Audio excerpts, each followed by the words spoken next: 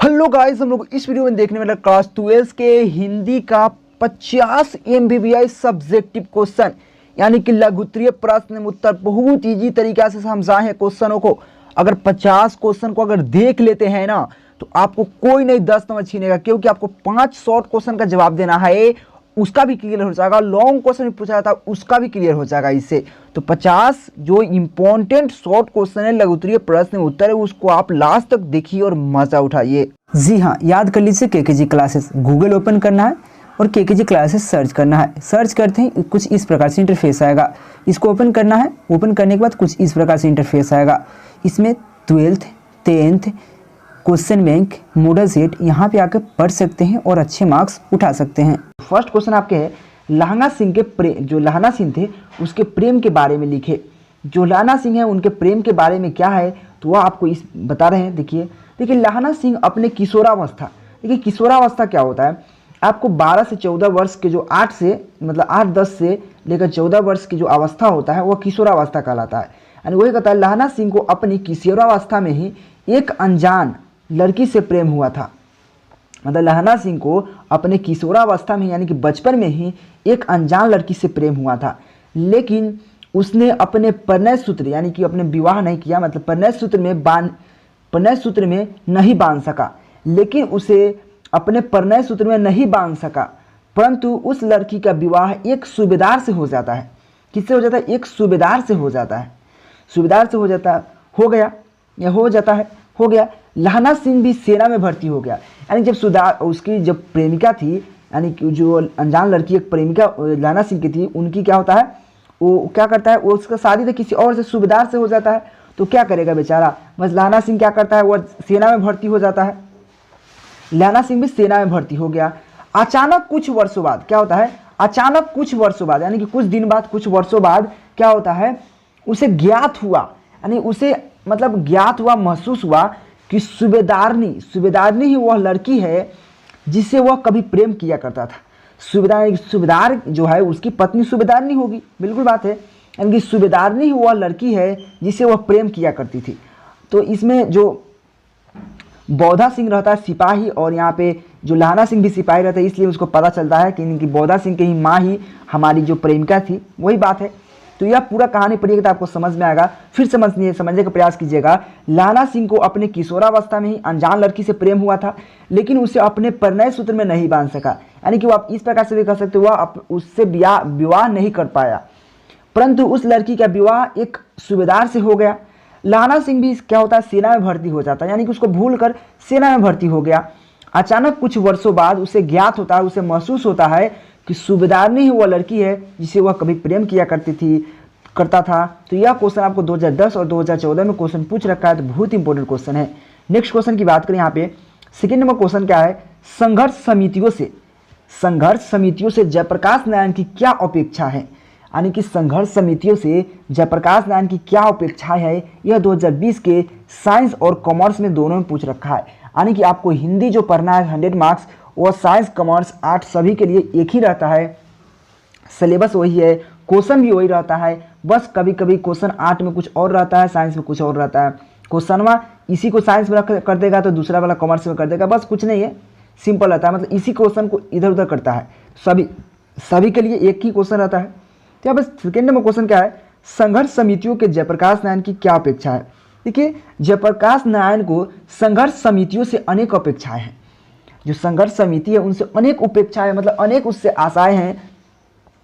वे चाहते हैं कि, कौन चाहता है, जयप्रकाश नारायण, वे चाहते हैं कि यह संघर्ष समिति केवल शासन ही ना करे, यानी कि वह संघर्ष समिति जो है वो केवल शासन ही ना करे, वे समाज की हर अन्याय को विरुद्ध संघर्ष करे। यानी कि जो समाज में जो भी एथी हो रहा है, अन्याय हो रहा है, उसके विरुद्ध में कार्य करे, उसके विरुद्ध में संघर्ष करे, यानी कि उस अन्याय को दूर करे।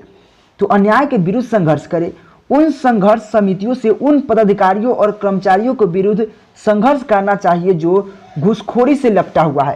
यानी कि जयप्रकाश नारायण कहते हैं उन संघर्ष समिति, यानी कि वो जो संघर्ष समिति है उनको उन पदाधिकारियों, यानी कि उन पदाधिकारियों और कर्मचारियों को विरुद्ध, मतलब उस कर्मचारी और पदाधिकारियों के बीच एक्शन लेना चाहिए यानी कि कार्य करना चाहिए जो घूसखोरी यानी कि घूसखोरी में लिपटे हुए हैं, जो घूसखोरी लेते हैं, जो भोले भाले जनता को शोषण करते हैं, जो भोले भाले जनता से पैसा लूटते हैं, उसके विरुद्ध शासन करना चाहिए।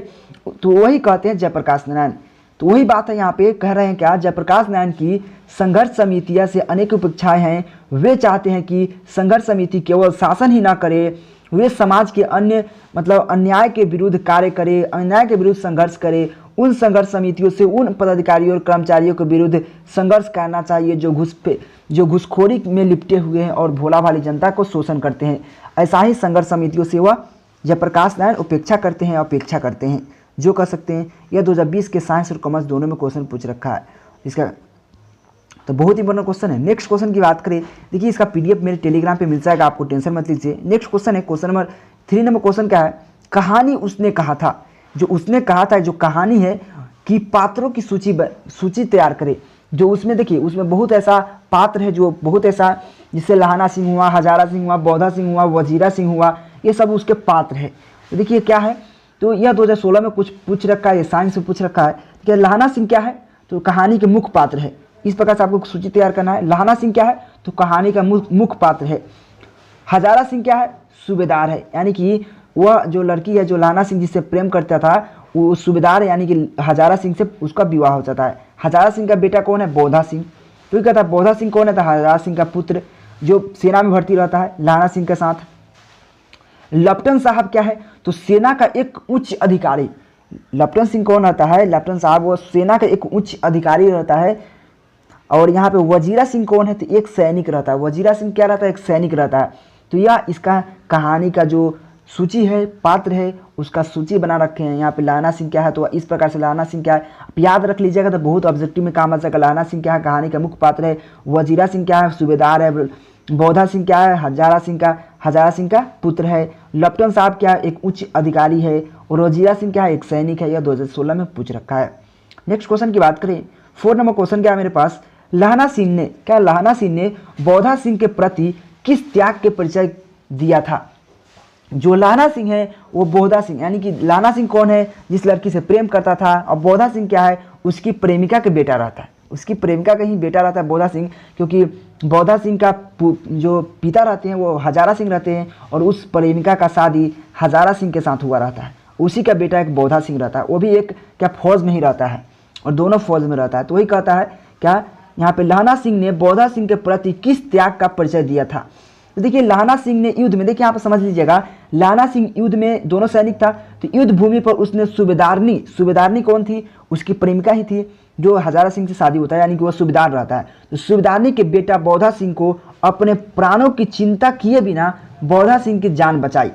वही कहता है लहाना सिंह ने युद्ध भूमि पर उसने सूबेदारनी के जो बेटा बौधा सिंह को अपने प्राण को चिंता किए बिना बौधा सिंह को, यानी कि बौधा सिंह को जान बचाई।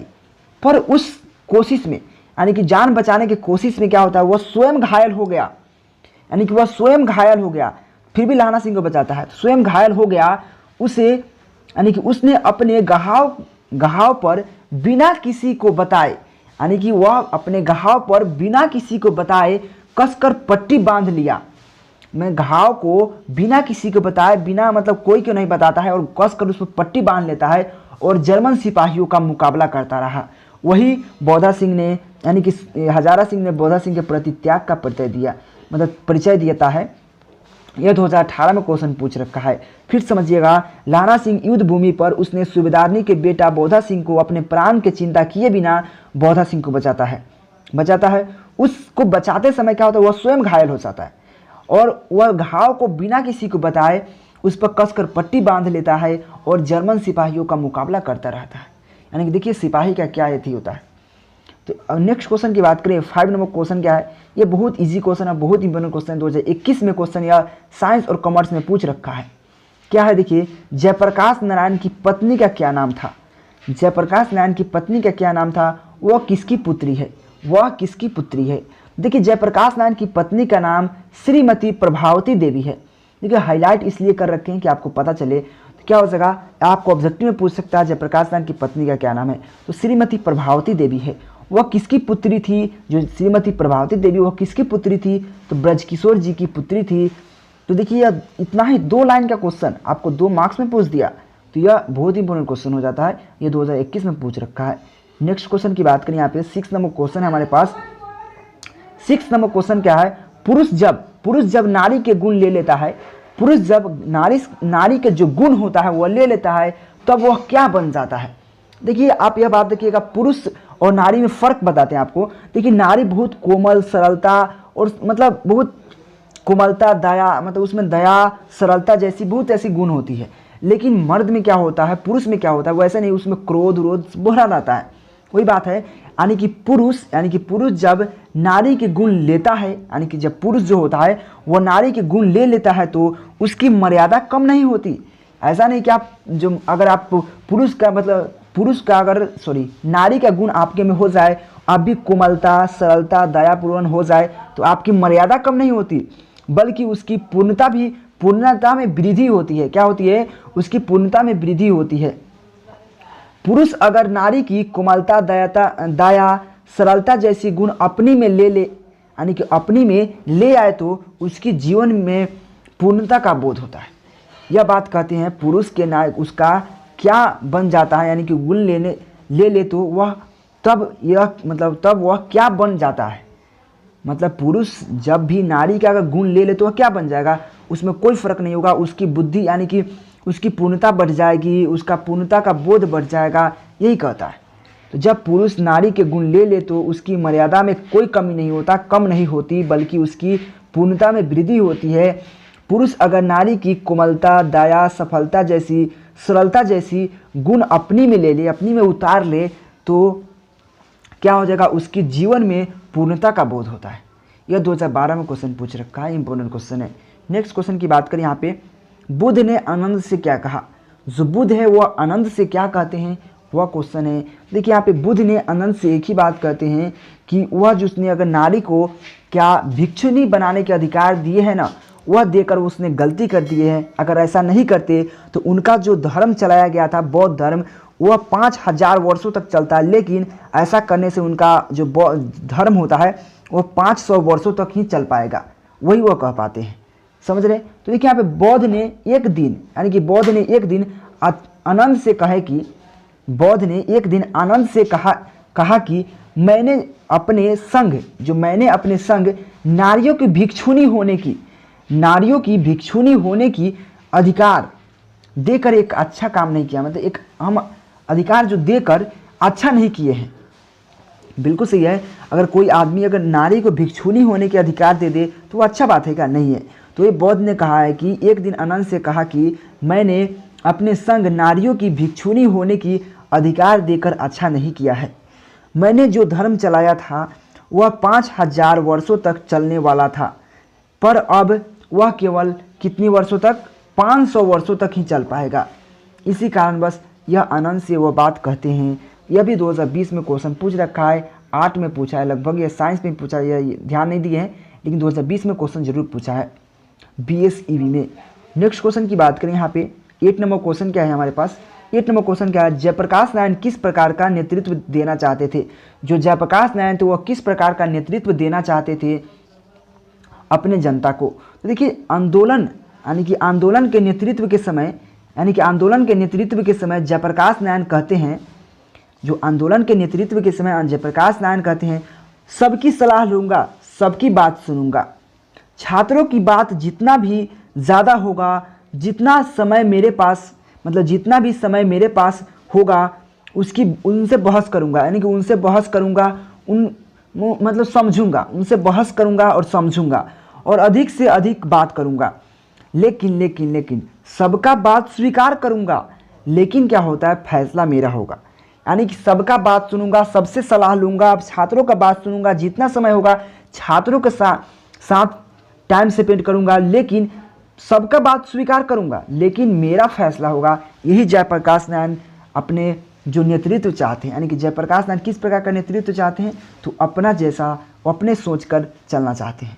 तो ये कहता है आंदोलन के नेतृत्व में, यानी कि आंदोलन के नेतृत्व के संबंध में जयप्रकाश नारायण कहते हैं, मैं सबका सलाह लूँगा, सबकी बात सुनूंगा, छात्रों की बात जितना भी ज़्यादा होगा, जितनी भी समय मेरे पास, यानी कि जितनी भी समय या जितनी भी मेरे पास समय होगा, डबल समय लिखा गया है, समय होगा, उनसे बहस करूँगा, समझूंगा और अधिक से अधिक बात करूंगा। यानी कि उनसे समझूंगा, बात करूंगा और सबका बात स्वीकार करूंगा, लेकिन फैसला मेरा होगा, लेकिन फैसला मेरा होगा, यानी कि जयप्रकाश नारायण का होगा।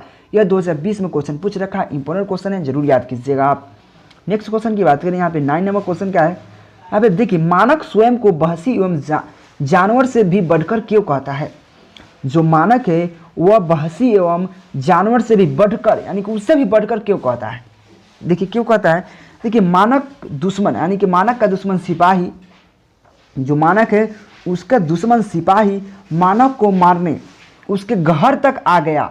जो मानक है उसको मारने उसके घर तक आ जाता है, उसके घर तक आ गया। वह मानव को बार बार बहसी और जानवर कहता है। जो सिपाही है उसको मानव को बार बार बहसी और जानवर कहता है। मानव अपने को अच्छी तरह जानता है, जो मानव है वह अपने को, जो मानक है वह अपने को अच्छी तरह जानता है कि वह ना तो बहसी है और ना जानवर है, ना वह तो बहसी है और ना जानवर है। वह अपनी बहन की शादी के लिए फौज में भर्ती हुआ है, नहीं तो वह फौज में कभी भर्ती नहीं होता, वह अपने आप को कहता है। देखिए फिर समझिएगा, मानव को मारने, यानी कि मानव के दुश्मन सिपाही मानव को मारने उसके घर तक आ गया, उसके घर तक आ गया। वह मानव को बार बार बहसी और जानवर कहता है। सिपाही जो है मानव को बार बार बहसी और जानवर कहता है, और मानव को पता है, मानव को यह अच्छी तरह पता है, वह अच्छी तरह जानता है कि वह न तो बहसी है और न जानवर है। वह बहन की शादी के लिए ही फौज में भर्ती हुआ है, नहीं तो वह फौज में भर्ती नहीं होता। ये भी 2020 के साइंस और कॉमर्स में क्वेश्चन पूछ रखा है, इंपॉर्टेंट क्वेश्चन। यानी कि नेक्स्ट क्वेश्चन की बात करें, यहाँ पे नेक्स्ट क्वेश्चन 10 नंबर क्वेश्चन क्या है, ये 10 नंबर क्वेश्चन 8 में पूछा गया। ऐसा नहीं कि 8 में पूछ दिया तो कॉमर्स में नहीं पूछ सकता, साइंस में नहीं पूछ सकता, बिल्कुल पूछ सकता है। यह इंपॉर्टेंट क्वेश्चन है। बातचीत, यानी कि बातचीत की कला अर्थ, आर्ट ऑफ कन्वर्सेशन क्या है। बातचीत का कला अर्थ, आर्ट ऑफ कन्वर्सेशन क्या है। देखिए आर्ट ऑफ कन्वर्सेशन यूरोप के लोगों के लिए एक सुलभ सुखमय, यानी कि एक सुलभ सुखमय बनाने का बहुत बड़ा मतलब भूमिका था। देखिए आप देखिए, यूरोप के लोगों का आर्ट ऑफ कन्वर्सेशन जगत प्रसिद्ध है। यानी क्या है, जो आर्ट ऑफ कन्वर्सेशन यूरोप के लोगों में जगत प्रसिद्ध है। पारिवारिक और सामाजिक जीवन की सुलभ और सुखद बनाने में इसका बहुत बड़ा महत्व है। जो आर्ट ऑफ कन्वर्सेशन है वह जो पारिवारिक और सामाजिक सुलभ और सुखद बनाने में बहुत बड़ा इसका महत्व है। क्या बहुत बड़ा इसका महत्व है, समझिएगा, बहुत बड़ा महत्व है। देखिए अगर बात आप मेरी ध्यान सुनिएगा तो आपको याद हो जाएगा, बहुत बड़ा महत्व है।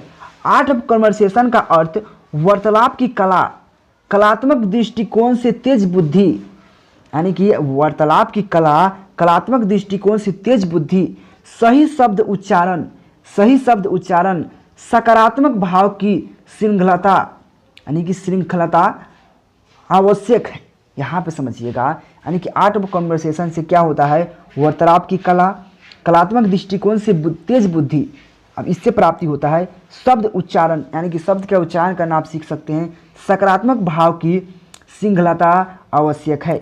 ऐसे तो सभी बातचीत करते हैं, ऐसे तो सभी आपस में बातचीत, हम लोग भी बातचीत आपस में करते हैं, लेकिन कहाँ पे कौन शब्द सही है कौन शब्द गलत है हमको पता नहीं होता। वही बात कहते हैं, यानी कि ऐसे सभी, यानी कि आपस में बातचीत करते हैं, परंतु कोई सफल हो पाता है, कोई सही शब्दों का उच्चारण कर पाता है, सही शब्दों बोल पाता है, उसको दृष्टिकोण यानी कि तेज बुद्धि से सही शब्द उच्चारण कर पाता है, वार्तालाप की कला बता पाता है। यह सब कोई ही कर पाता है, सभी के बस की बात नहीं है।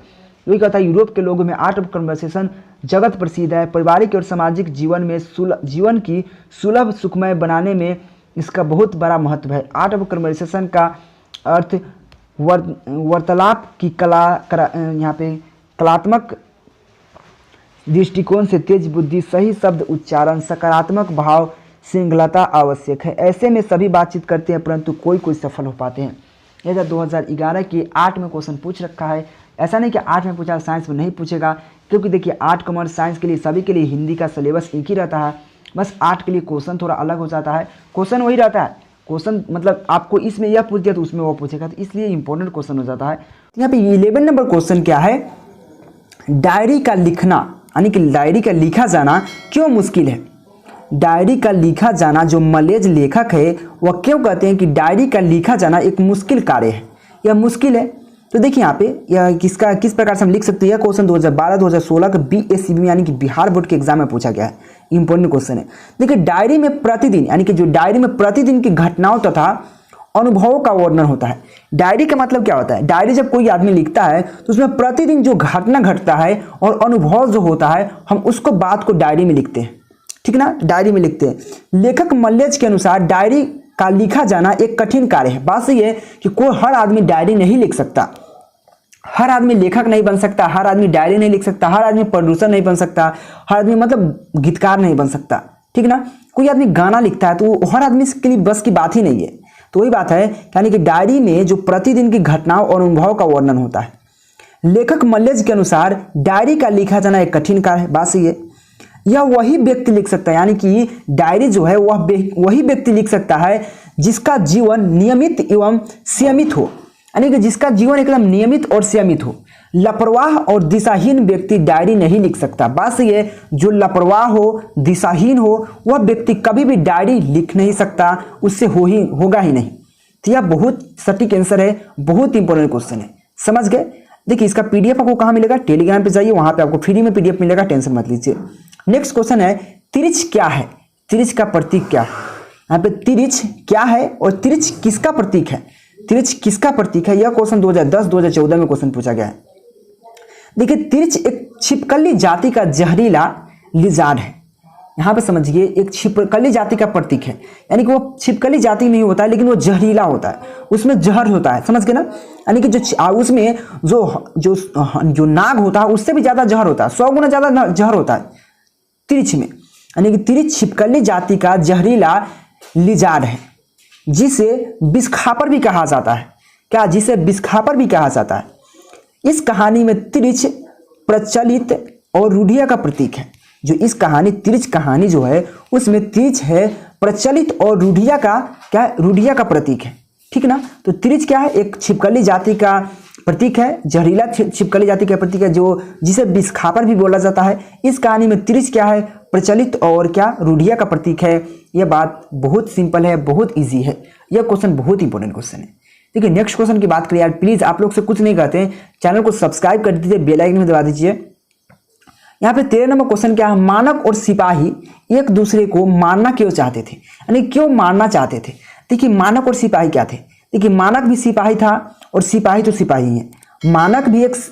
मानक बिस्नी के जो बेटा था मानक, वो वर्मा में लड़ने गया था। देखिए थोड़ा सा कहानी समझ लीजिए। वर्मा में लड़ने गया था, वह किसके? भारत की तरफ से अंग्रेजों के साथ लड़ने गया था। लेकिन सिपाही कहाँ का? जापानी सिपाही जो था, जो बेसिकली आपको पता है जो सिपाही दुश्मन होता है, यह तो बात वही है। सिपाही अगर दूसरे देश का सिपाही अपने देश के सिपाही, बेसिकली दोनों दुश्मन होता है, दोनों मरने मिटने का तैयार रहते हैं, वही बात है। इसलिए दुश्मन तो होबे करेंगे, मरने मिटने के लिए तैयार रहबे करेंगे।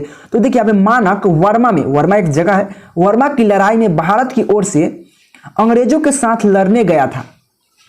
कौन युद्ध में? द्वितीय विश्व युद्ध में लड़ने गया था, याद रखिएगा।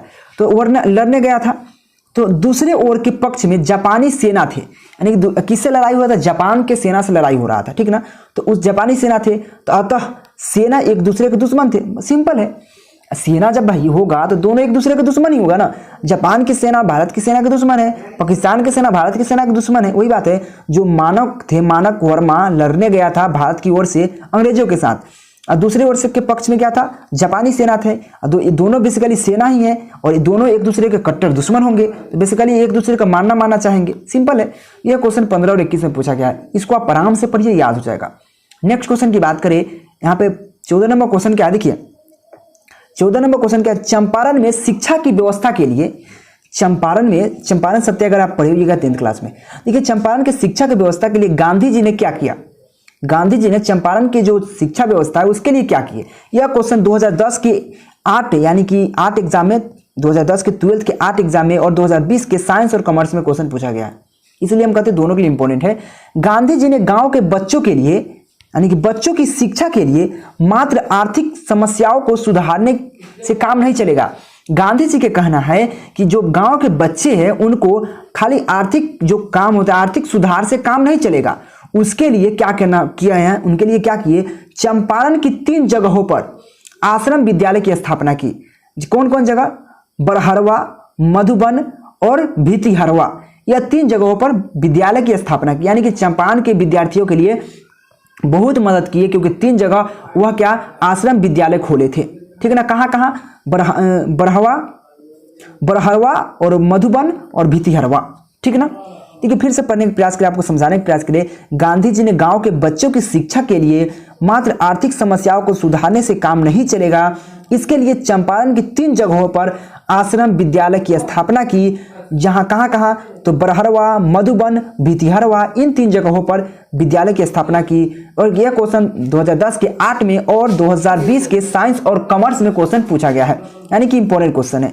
नेक्स्ट क्वेश्चन की बात, 15 नंबर क्वेश्चन। बेसिकली इस वीडियो का आपको पता है कितना नंबर क्वेश्चन है, तो 15 नंबर क्वेश्चन क्या है, बिस्नी कौन है, वह किसकी प्रति, यानी कि उसे किसकी प्रतीक्षा है। बिस्नी कौन है, उसकी किसकी प्रतीक्षा है। या आपको क्वेश्चन इस प्रकार से भी पूछ सकता है, बिस्नी और मुन्नी किसकी प्रतीक्षा करता है। जो बिस्नी और मुन्नी किसकी प्रतीक्षा करती है, चाहे किसकी प्रतीक्षा है, वे डाकिया की राह क्यों देखती है। बिस्नी और मुन्नी जो है वह बेसिकली किसकी प्रतीक्षा है, यानी कि वो किसकी प्रतीक्षा कर रही है, या वे डाकिया की राह क्यों देख रही है। ऐसा भी क्वेश्चन पूछ सकता है, आंसर वही होगा। देखिए, बिस्नी क्या है, एक गरीब महिला है और वह मानक की माँ है, और क्या मुन्नी की भी माँ है बिस्नी। ठीक है ना, एक गरीब महिला है। बिस्नी अपने इकलौते बेटे, यानी कि बिस्नी अपने इकलौते बेटे और मुन्नी अपने इकलौते भाई की प्रतीक्षा है। यानी कि जो बिस्नी की अपने इकलौते बेटे और की, यहाँ पर देखिए आप इस प्रकार से होना चाहिए। ठीक है ना, तो बिस्नी की अपने इकलौते बेटे और मुन्नी को अपने इकलौते भाई की प्रतीक्षा है। मानक सिपाही के रूप में, मानक कौन है, बिस्नी की क्या है, बेटा है, मुन्नी की क्या है, तो भाई है। मुन्नी की क्या है, भाई है, और मानक बेटे क्या है किसका, तो बिस्नी की बेटा है, कौन, मानक। तो मानक सिपाही के रूप में द्वितीय विश्व युद्ध में वर्मा लड़ने गया है। वर्मा एक जगह है जो जापान से लड़ाई हो रहा था, जापानी सेना से, वहां द्वितीय विश्व युद्ध में वह लड़ने गया है।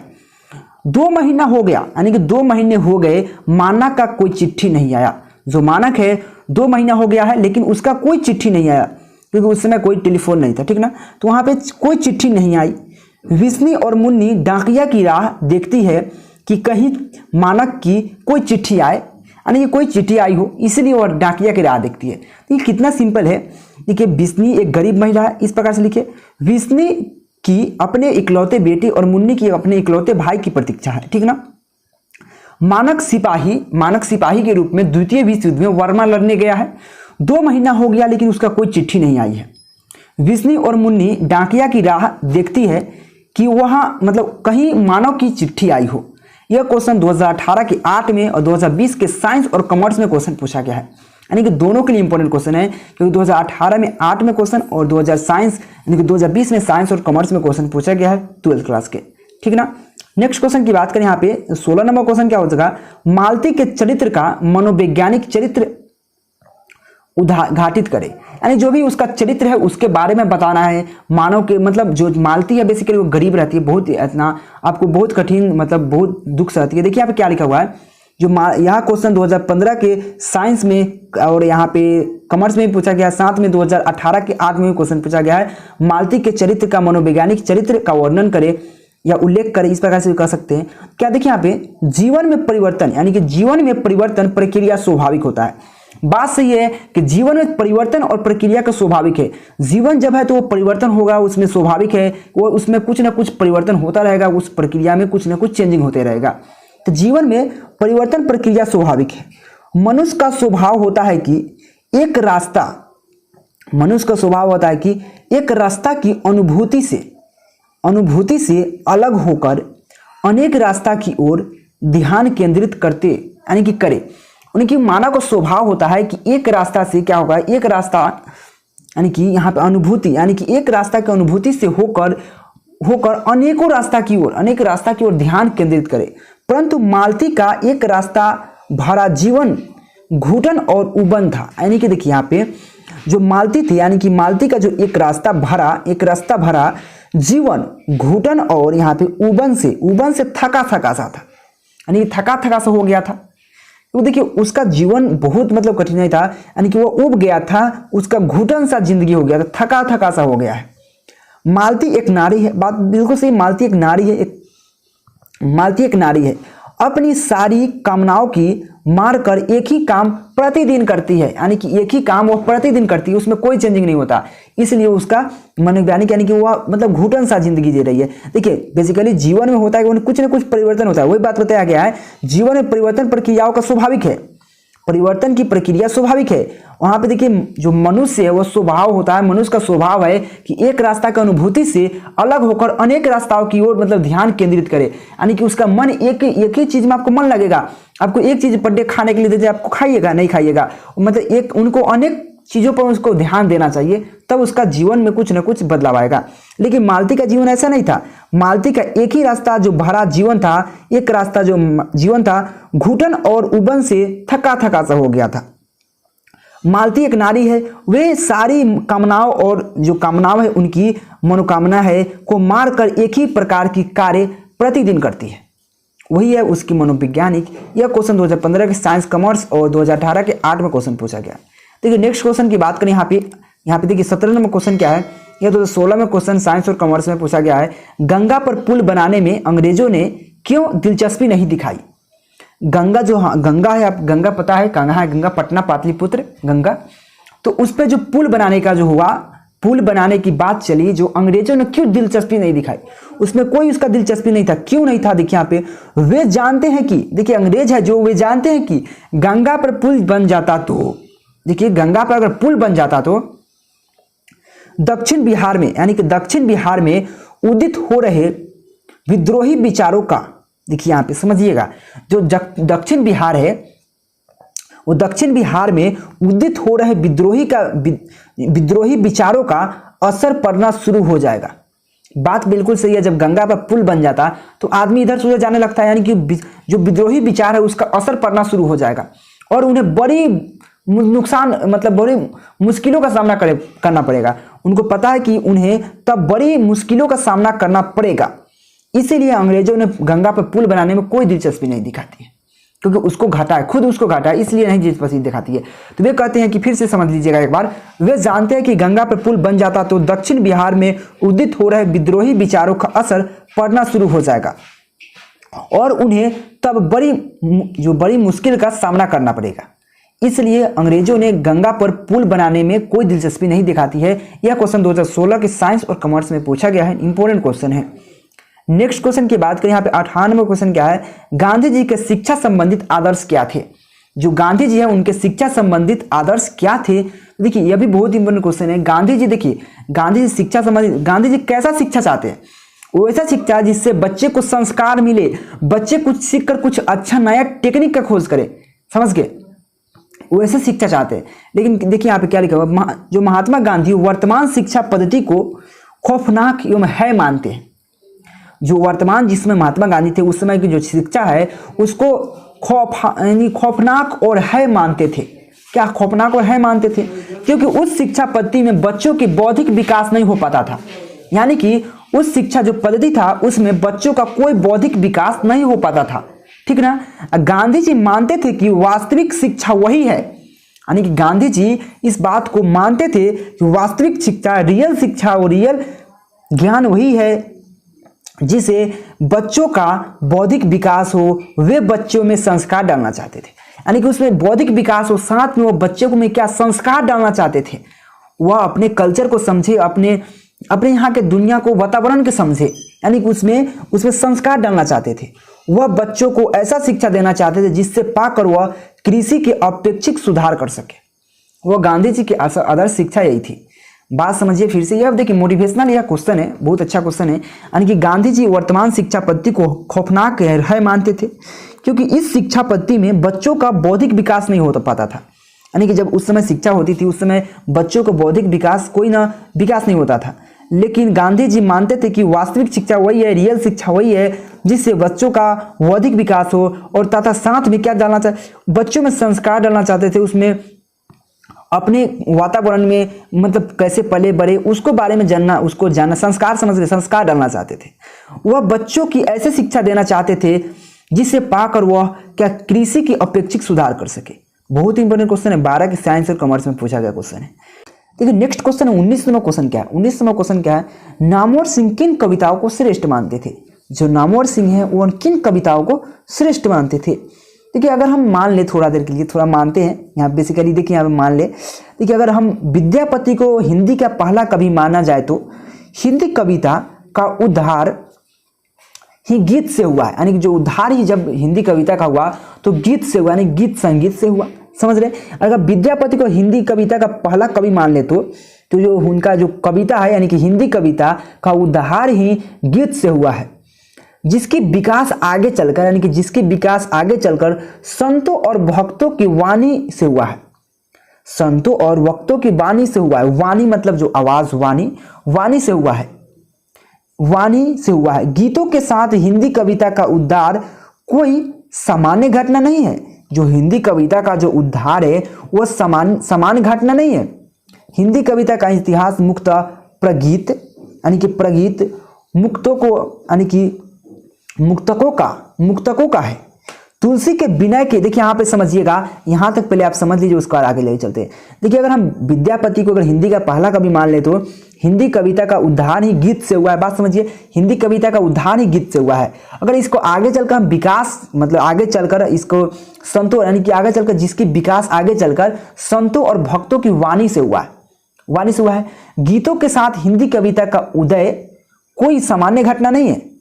हिंदी कविता का इतिहास मुक्तः प्रगीत और मुक्तकों का है, प्रगीत और मुक्तकों का है। तुलसी के विनय के पदों में पूरे युग को वेदना व्यक्त हुआ, यानी कि तुलसी जो थे, तुलसीदास, आप समझ रहे हैं, तुलसीदास वो भी कवि थे। तुलसीदास के विनय के पदों में, यानी कि तुलसीदास के विनय के पदों में पूरे युग की वेदना व्यक्त हुई, यानी कि तुलसी के पदों में विनय की जो भी व्यक्ता है उसको हम विनय के पदों में व्यक्त हुआ, वेदना को व्यक्त हुई है।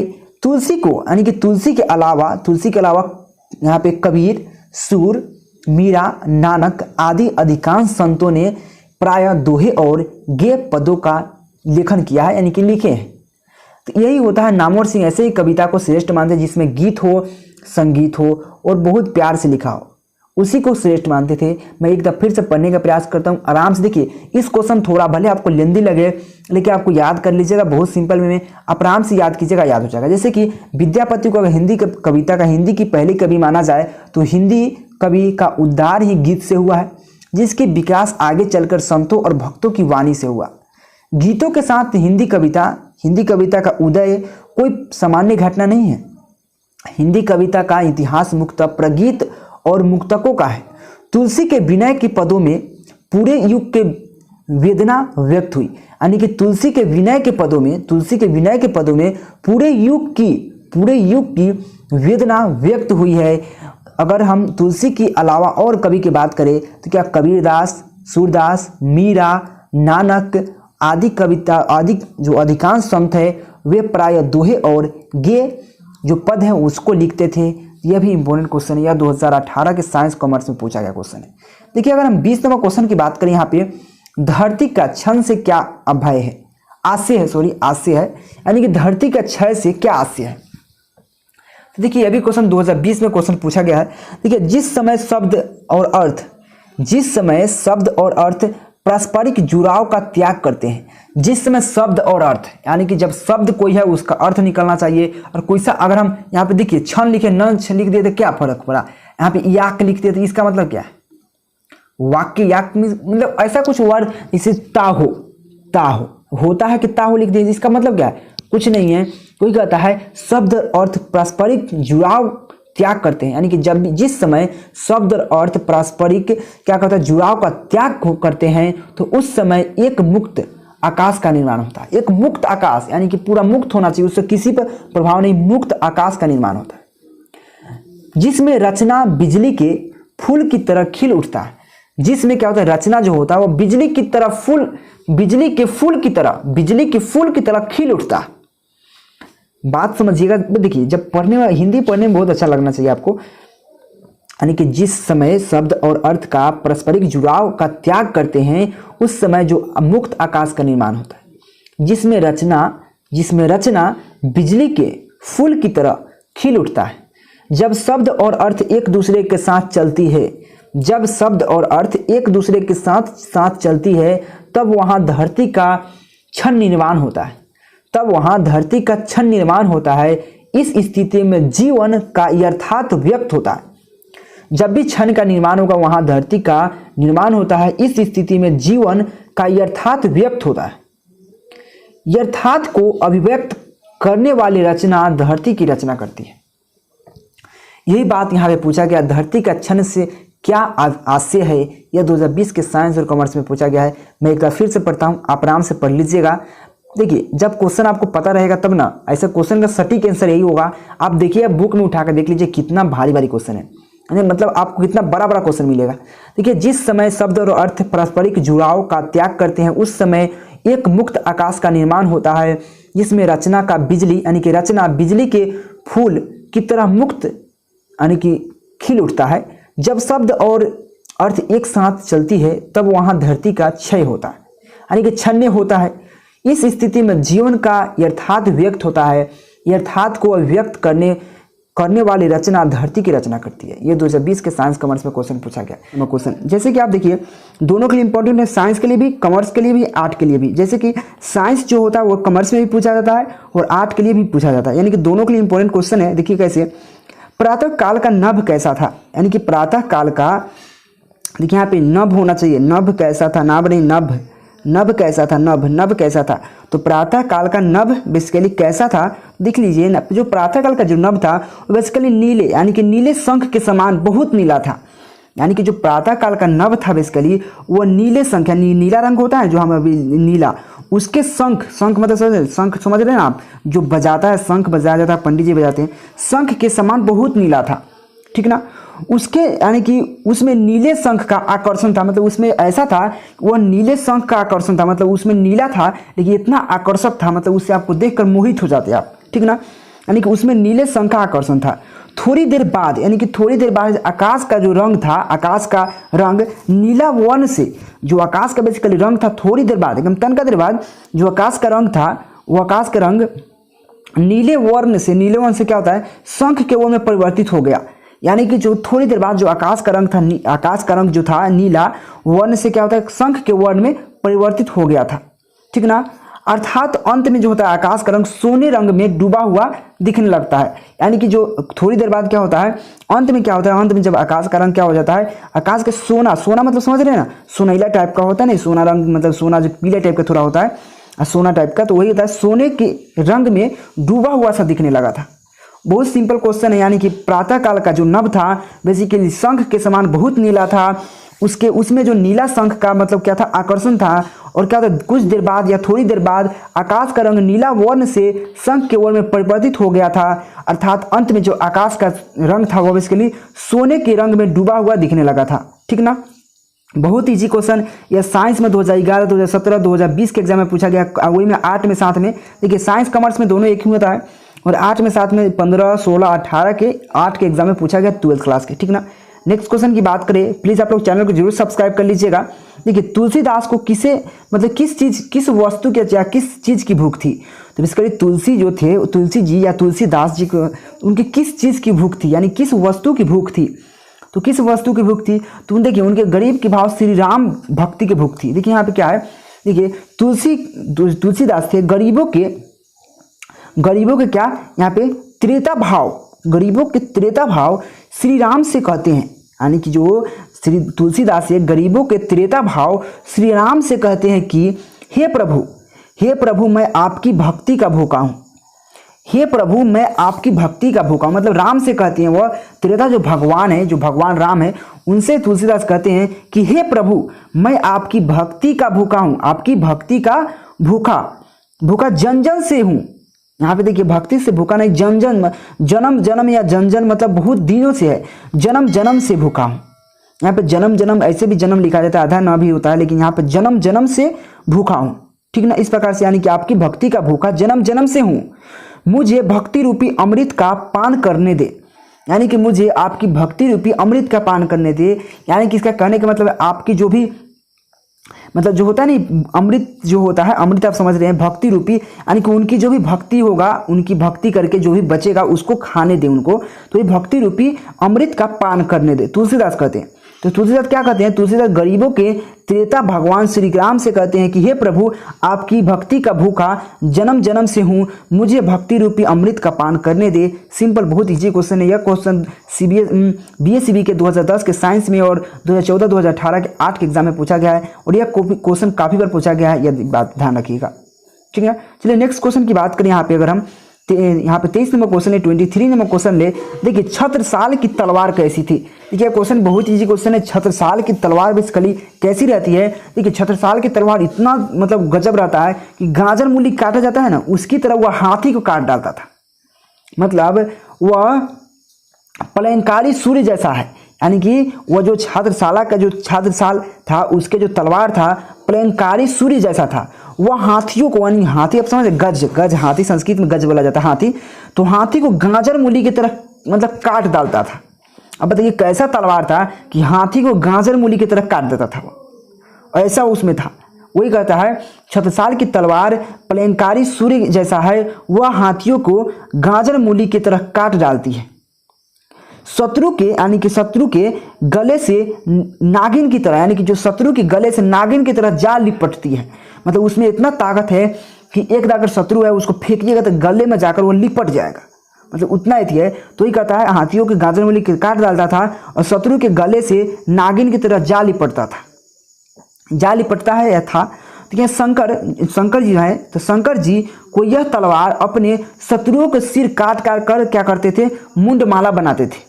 यानी कि शंकर जी क्या करते थे, शंकर जी को यह तलवार अपने शत्रुओं के सिर जो होता है मुंडी, सिर काट कर क्या मुंडमाला बनाते थे, यानी कि मुंडमाला बना देती है, इसीलिए यूज़ करते थे। लेकिन ये बहुत खतरनाक तलवार था, क्योंकि देखिए बताइए हाथी को गाजर मूली की तरह काट डालता है और साथ में क्या होता है शत्रुओं गले से जा लिपटता है नागिन की तरह।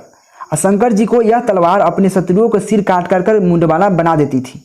ठीक ना, ये बहुत इजी क्वेश्चन, बहुत सिंपल क्वेश्चन है। यह क्वेश्चन 2021 के 8 में और 2020 के साइंस एग्जाम में पूछा गया है, काफ़ी इंपॉर्टेंट क्वेश्चन है, आप नोट डाउन कर सकते हैं। देखिए इसका PDF आपको टेलीग्राम पे मिलेगा, जाकर ज्वाइन हो जाइए वहाँ पे। देखिए 24 नंबर क्वेश्चन क्या है, जन का एक चेहरा से कवि का क्या तात्पर्य है। तो जन का चेहरा, एक चेहरा से कवि का क्या तात्पर्य है। देखिए यह क्वेश्चन बेसिकली लॉन्ग में भी पूछा जाता है, तो लॉन्ग में इतना से काम नहीं चलेगा, उसके लिए हम अलग ला देंगे, टेंशन मत लीजिए, क्योंकि लॉन्ग में थोड़ा और लिखना पड़ेगा आपको।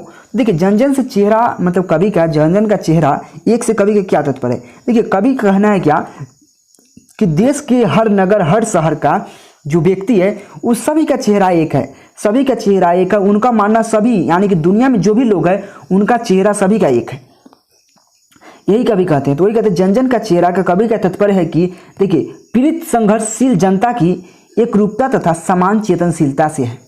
मतलब है कि कवि के जो तात्पर्य है जन की चेहरा से क्या तात्पर्य, क्या अर्थ है, तो वो कहना चाहते हैं कि पीड़ित संघर्षशील जनता की एक रूपता, यानी कि जो भी पीड़ित संघर्षशील है मतलब मेहनती है उसकी जनता, यानी कि वैसा जनता एक रूपता तथा समान चेतनशीलता से है। यानी कि जनता के एक रूपता, समान चेतनशीलता, संघर्षशीलता, इस सब से उनका मतलब जन का चेहरा से मतलब है। ठीक ना, वही कहते हैं कि जन का चेहरा एक से कवि का तात्पर्य है कि पीड़ित संघर्षशील जनता की एक रूपता और समान चेतनशीलता से है। ठीक ना, यहाँ कवि की संवेदना विश्व के तमाम देशों, यानी कि सब जो कवि का चेतनशीलता क्या है, यहाँ कवि की संवेद विश्व के तमाम, यानी कि विश्व में तमाम देश में संघर्षशील जनता के प्रति उजागर हुई है। मतलब उनका कहने का मतलब यह है कि जो पूरा देश है, तमाम देश है विश्व में, उनके संघर्षशील जनता, यानी कि जो भी उसमें संघर्षशील जनता है मतलब मेहनती जनता है उसके प्रति उजागर हुई है। उनके प्रति ही कहना चाहते हैं कि जन का चेहरा एक है, तो उनके प्रति ही उजागर हुई है। ठीक ना, विश्व के समस्त देश नगर के मतलब चेहरा, मतलब जन का चेहरा एक है। मतलब वही कहते हैं विश्व के समस्त देश नगर के जन का चेहरा एक है। वही कहना चाहते हैं कि मतलब आज जो भी संघर्षशील विश्व में जो जनता है संघर्षशील, यानी कि मेहनती, उनका कहने का मतलब है कि वैसा व्यक्ति जन के लिए एक, हमारे लिए सब बराबर है, कोई कम नहीं है, कोई बेस नहीं। ठीक है ना, फिर से पढ़ देता हूँ।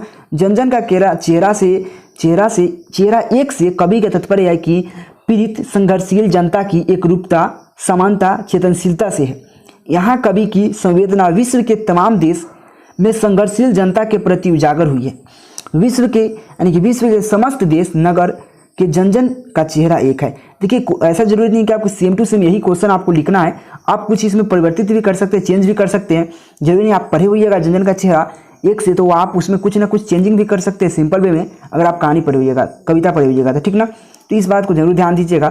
यह क्वेश्चन 2009, 2010, 2012, 2013, 2018 के एग्जाम में काफ़ी बार पूछा गया है, साथ में लॉन्ग क्वेश्चन में भी काम आता है, ठीक ना। चलिए नेक्स्ट क्वेश्चन की ओर बढ़ते हैं। यहाँ पे 25 नंबर क्वेश्चन क्या है, देखिए यह क्वेश्चन बहुत अच्छा क्वेश्चन है। देखिए तुलसीदास बेसिकली थे, तुलसीदास माँ सीता से क्यों सहायता मांगते हैं, मतलब तुलसीदास सीता जी से सहायता क्यों मांगते हैं, मतलब उनसे ही क्यों मांगते हैं। तो बताइए आप, राम का सबसे प्यारा कौन था, सीता जी थे। राम का सबसे प्यारा, सबसे ज़्यादा प्रेम किससे करते थे, सीता जी से करते थे। यानी कि अगर सीता कुछ गलती भी करती तो उनको क्षमा कर सकते थे। लेकिन तुलसीदास अगर एकाएक अगर आपके सामने अगर गुस्सा होइएगा, अगर आपके घर का कोई व्यक्ति आपके सामने आए अगर कुछ कहे तो वह आपका भावना को समझ सकता है। अगर आपको भावना के साथ कोई अगर दूर से व्यक्ति आप गुस्सा में होइएगा, कुछ कहेगा तो आप उसको झाड़ दीजिएगा कि नहीं, या आपको बिलगा दीजिएगा उसको। लेकिन आपको घर का जो व्यक्ति आपको कुछ कहेगा तो आपके मूड पर डिपेंड करेगा, आपकी मूड कैसा है, उस समय आप खुश हैं कि दुख है। तो आप जब खुश रहिएगा तब कोई बात कहेगा तो आप आराम से उसको कर पाइएगा। तो वही बात कहते हैं कि तुलसीदास माँ सीता से क्यों सहायता मांगते हैं। देखिए यहाँ पे क्या कहते हैं, देखिए तुलसीदास क्या करते, तुलसीदास माँ सीता से अनुरोध करते हैं कि आप अवसर पाकर प्रभु यानी कि अवसर पाकर प्रभु के पास मेरी विनय पत्रिका पहुंचा देना। यानी कि तुलसीदास माँ सीता से कहते हैं, अनुरोध करते हैं कि आप अवसर पाकर, मतलब अवसर मौका तिकलाकर क्या प्रभु यानी कि पाकर या अवसर पाकर प्रभु यानी कि उनके मुझे भगवान मानते थे तुलसीदास, तो प्रभु के पास मेरी विनय पत्रिका पहुंचा देना। मतलब विनोद करते, मतलब अनुरोध करते हैं उनके सामने, मतलब उनके सामने गिड़गिड़ाते हैं, कहते ऐसे, मतलब उनसे कहते हैं कि प्लीज़ प्लीज़ प्लीज़ कहते हैं कि मेरा विनय पत्रिका अपने राम जी के पास पहुंचा दीजिए। ऐसा करते हैं क्योंकि सीता राम की सर्वाधिक प्रिय है। अब बताइए क्यों उससे कहते हैं, क्योंकि सीता जी थी वो राम की सर्वाधिक प्रिय, क्योंकि उससे ज़्यादा प्रेम करते थे। वे राम के मुंड को देखकर बात करेगी। बात सही है कि राम के मुंड किस समय क्या है वो सीता से अलावा कोई जान सकता है क्या।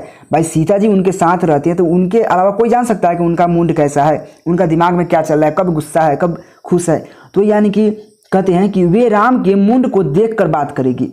जब राम प्रसन्न मुंड में होंगे तो तुलसी की पत्रिका पर जरूर ध्यान देंगे। बात सही है, अगर राम जी अगर अच्छा मूड में होंगे, अच्छा खुश रहेंगे, तो उनके पास कोई अगर सीता कुछ कहेगी तो वो जो कहेगी उन बात पर अमल करेंगे, ध्यान देंगे, ठीक ना। अगर गुस्सा में रहेगी तो अगर जब तुलसीदास अपने से खुद देने जाते तो उनको खुद नहीं पता रहता कि कब गुस्सा है कब शांत है। अगर बाई चांस देने जाते उस समय गुस्सा रहते तो उनका ध्यान भटक देता, हाँ हो जाएगा, चलिए रख दीजिए वहाँ पे, यही ना बोलते। तो इसीलिए तो कहते हैं उनको, तो ये कहते हैं यहाँ पे तुलसीदास माँ सीता से अनुरोध करते हैं कि आप अवसर पाकर प्रभु राम के मेरी विनय पत्रिका देना, क्योंकि सीता राम के सर्वाधिक प्रिय है। वे राम के मुंड को देखकर बात करेगी। जब राम प्रसन्न मुंड में होंगे तो तुलसी की पत्रिका पर जरूर ध्यान देंगे। यही कारण है कि तुलसी ने सीता से सहायता मांगी है। सिंपल, बहुत ईजी क्वेश्चन, समझ में आओगा। ये क्वेश्चन 2010, 2020 के साइंस एग्जाम में, 2017, 2019 के 8 एग्जाम में पूछा गया है। देखिए आप बार बार बोल रहे हैं साइंस यानी कि कॉमर्स, साइंस और कॉमर्स एक साथ पूछा जाता है, दोनों का हिंदी एक ही रहता है, याद रखिएगा, यानी कि सभी के लिए इंपॉर्टेंट है। नेक्स्ट क्वेश्चन की बात करें यहाँ पे, देखिए नेक्स्ट क्वेश्चन क्या है, यहाँ पे 26 नंबर क्वेश्चन क्या है, भूषण ने शिवाजी की तुलना मृगराज से क्यों की। बताइए भूषण जी थे वह यानी कि शिवाजी का तुलना मृगराज से क्यों करता है। तो इसलिए करता है, देखिए अब किस लिए करता है, जिस तरह मृगराज हाथियों को आक्रमण कर उससे मार डालता था। यानी कि मृगराज हाथी पर आक्रमण करता था, वह हाथी को शिकार करता था, ठीक ना। लेकिन आक्रमण, भाई हाथी को अकेले जब मारता ना, बहुत वीरता की बात है ना। तो जिस तरह मृगराज हाथी पर आक्रमण कर उसे मार डालता था और क्या करता था, उसी तरह शिवाजी क्या करते, शत्रु सेना पर आक्रमण कर उसे छीन भिन्न कर देते थे। यानी कि जो शिवाजी थे उसी तरह, जिस तरह मतलब यहाँ पे मृगराज जिस पर हाथी पर आक्रमण करके उसे मार डालते थे, ठीक उसी तरह जो शिवाजी थे वह शत्रुओं पर यानी कि शत्रु सेना पर आक्रमण करते थे और उसे छीन भिन्न करके रख देते थे, उसे काट मार के एकदम छीन भिन्न कर देते थे, यानी कि काट मार डालते थे, ठीक ना, छीन भिन्न कर देते थे। अतः भूषण ने शिवाजी की तुलना मृगराज से की है। यानी कि दोनों का मानना है, उस शिवाजी का मानना है कि भूषण का मानना है कि यानी कि शिवाजी की तुलना मृगराज से की, यानी कि शिवाजी और मृगराज दोनों को दोनों मतलब एक ही है। वो हाथी पर आक्रमण करके मतलब हाथी को मार डालता था, इस शत्रुओं पर मार, क्या कि भाई हाथी पर इतना आसान थोड़ी ना है किसी को आक्रमण करना, हाथी को अकेले मार दीजिएगा, उसी तरह शत्रुओं को हजार हजार शत्रुओं को अकेले मार डालते थे। वही बात है, शिवाजी की तुलना मृगराज से करते हैं शिव भूषण, ठीक ना, आप समझ गए। जिस तरह मतलब फिर से पढ़ देते हैं, जिस तरह मृगराज हाथी पर आक्रमण कर उसे मार डालते थे, ठीक उसी तरह शिवाजी शत्रु सेना पर आक्रमण कर उसे छीन भिन्न कर देते थे। अतः अंत में क्या होता था, भूषण ने शिवाजी की तुलना मृगराज से की है। यह क्वेश्चन 2021 के एग्जाम में पूछा गया था। चलिए नेक्स्ट क्वेश्चन की ओर बढ़ते हैं। अगर हम यहाँ पे 27वें क्वेश्चन की बात करें, देखिए यह क्वेश्चन बहुत अच्छा क्वेश्चन है। यहाँ पे देखिए, पुत्र को छैना, यहाँ पे छैना भी पढ़ सकते हैं, छैना कहने से क्या भाव छुपा हुआ है। देखिए बात समझिए, पुत्र को छैना कहने से क्या भाव छुपा हुआ है। अब ये कोई अपने पुत्र को छैना क्यों कहता है, क्योंकि इसका शाब्दिक अर्थ क्या होता है, हिरण का शावक या बच्चा। इसका छैना का अर्थ होता है, छैना का उसका जो शाब्दिक अर्थ होता है बेसिकली हिरण का बच्चा। अब भाई हिरण जो होता है, हिरण का बच्चा बहुत प्यारा होता है, बहुत मतलब शावक होता है, यानी कि शावक या प्यारा यानी कि बहुत मतलब कोमल होता है वो। फिर कहता है छैना का शाब्दिक अर्थ क्या होता है, हिरण का शावक या बच्चा होता है। हिरण का बच्चा बहुत सुंदर बहुत कोमल होता है, बात से बहुत सुंदर बहुत कोमल होता है। उसी प्रकार एक माँ के लिए उसका पुत्र छैना की तरह होता है, यानी कि बहुत कोमल बहुत प्यारा होता है। उसका अर्थ ही होता है, छैना का अर्थ क्या होता है, बहुत कोमल बहुत प्यारा हिरण का बच्चा। जब हिरण के बच्चा बहुत प्यारा कोमल है तो भाई किसी माँ के लिए तो अपना बच्चा बहुत कोमल प्यारा होता ही ना, तो इसलिए उनका छैना कहने का मतलब होता है। तो ये कहता है कोई भी पुत्र को छैना करने में क्या भाव मतलब छुपा हुआ है। तो छैना का शाब्दिक अर्थ होता है मतलब हिरण का शावक, या अगर शावक याद नहीं तो सिर्फ लिख सकते बच्चा।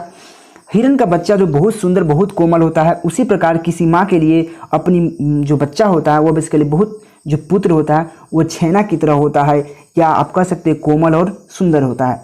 तो वहाँ पे छैना लिखिएगा, क्योंकि इससे इसका मतलब ही होता है बहुत सुंदर या बहुत कोमल, या मतलब देखिए इसका मतलब होता है बच्चा, हिरण का बच्चा, लेकिन उससे ही भाव प्रकट होता है सुंदर और कोमल, ठीक ना। यह क्वेश्चन 2012-2013 के एग्जाम में पूछा गया, काफी इंपोर्टेंट क्वेश्चन है। नेक्स्ट क्वेश्चन की ओर बढ़ते हैं। प्लीज आप लोग चैनल को जरूर सब्सक्राइब कर लीजिएगा, क्योंकि आपको ये तो आपको अभी तीसरा का पार्ट है, अभी बहुत पार्ट आने वाला है।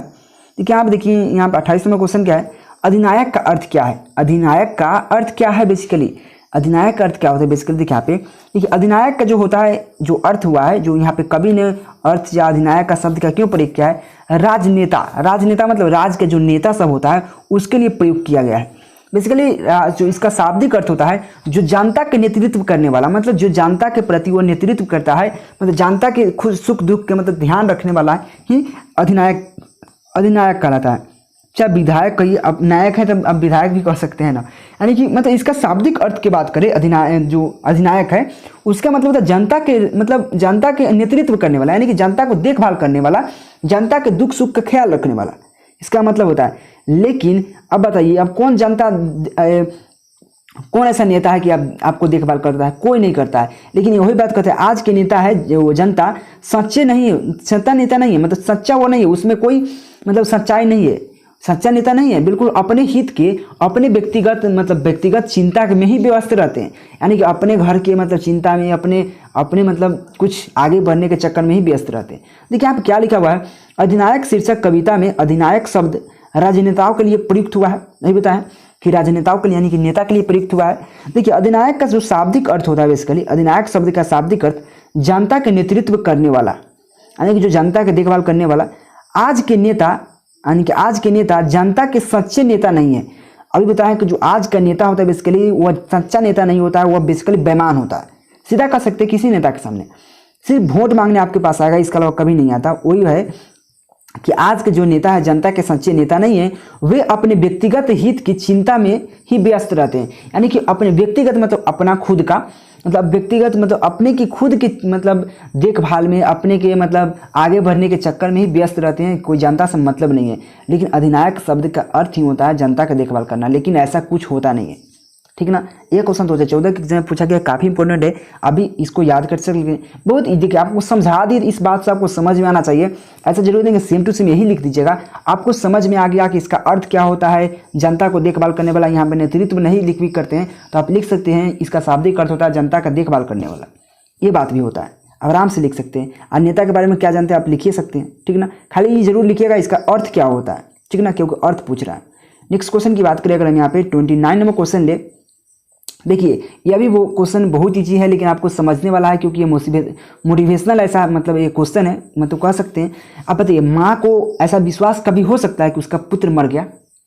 क्यों उसका पुत्र मर गया? अगर उसको ऐसा विश्वास कहीं नहीं होता है, अगर उसका कभी बाई चांस किसी की पुत्र मतलब किसी माँ के ऊपर पुत्र या पुत्री मतलब खो गया या कुछ भी ऐसा मतलब मृत हो गया, मतलब वह मतलब कोई ऐसा घटना के कारण, तो उसको कभी विश्वास नहीं होगा कि मेरा पुत्र मर गया है, क्योंकि उसका हरदम उसका दुलार प्यार याद ही आएगा।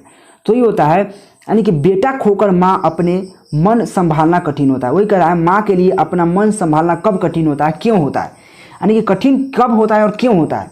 तो वही कह रहा है, बेटा खोकर माँ को अपना मन संभालना बड़ी ही कठिन है। बस ये माँ को अपना बेटा अगर खो देगा उस समय माँ को मन संभालना बहुत ही कठिन है।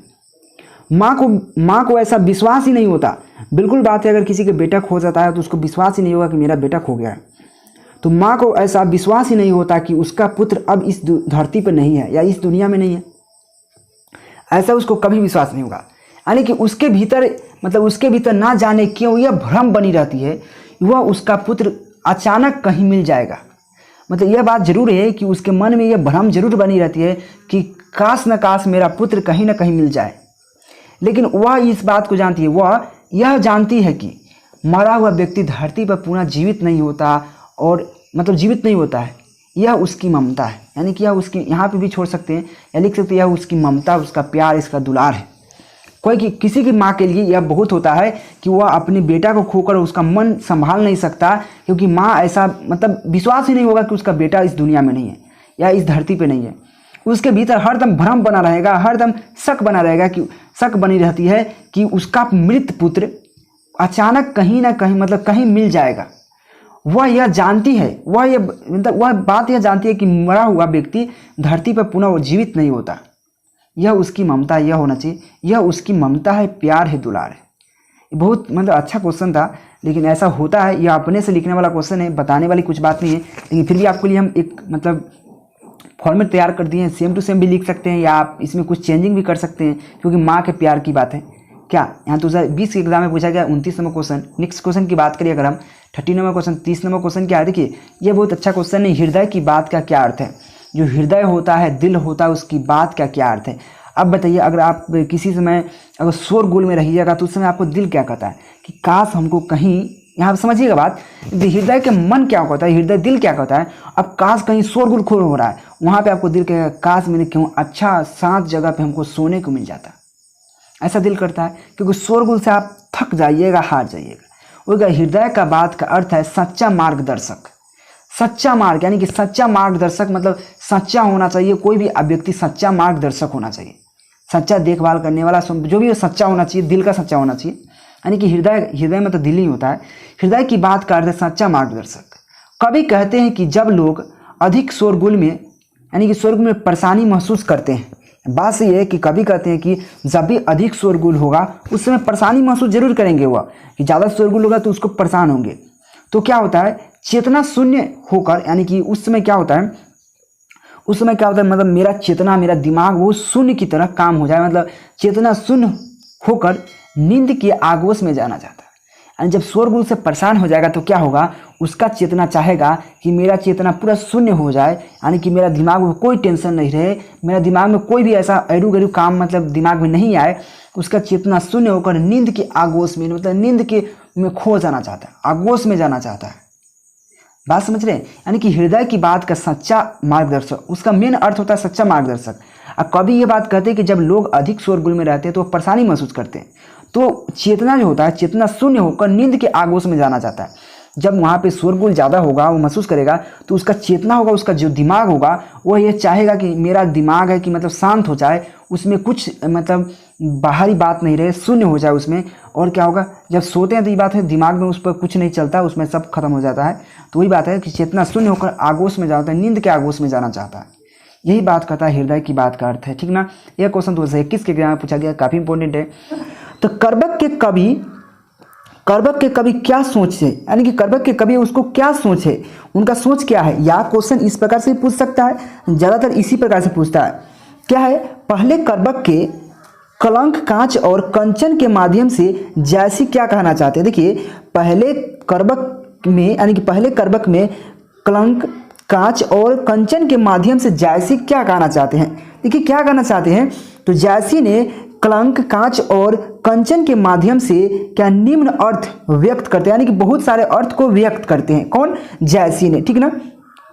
देखिए काले धाबे के कारण, देखिए काले धाबे के कारण चंद्रमा कलंकित भले ही हो, देखिए काले धाबे के कारण चंद्रमा कलंकित भले ही हो, लेकिन वह अपने प्रकाश में उस धाबे को छुपा लेता है।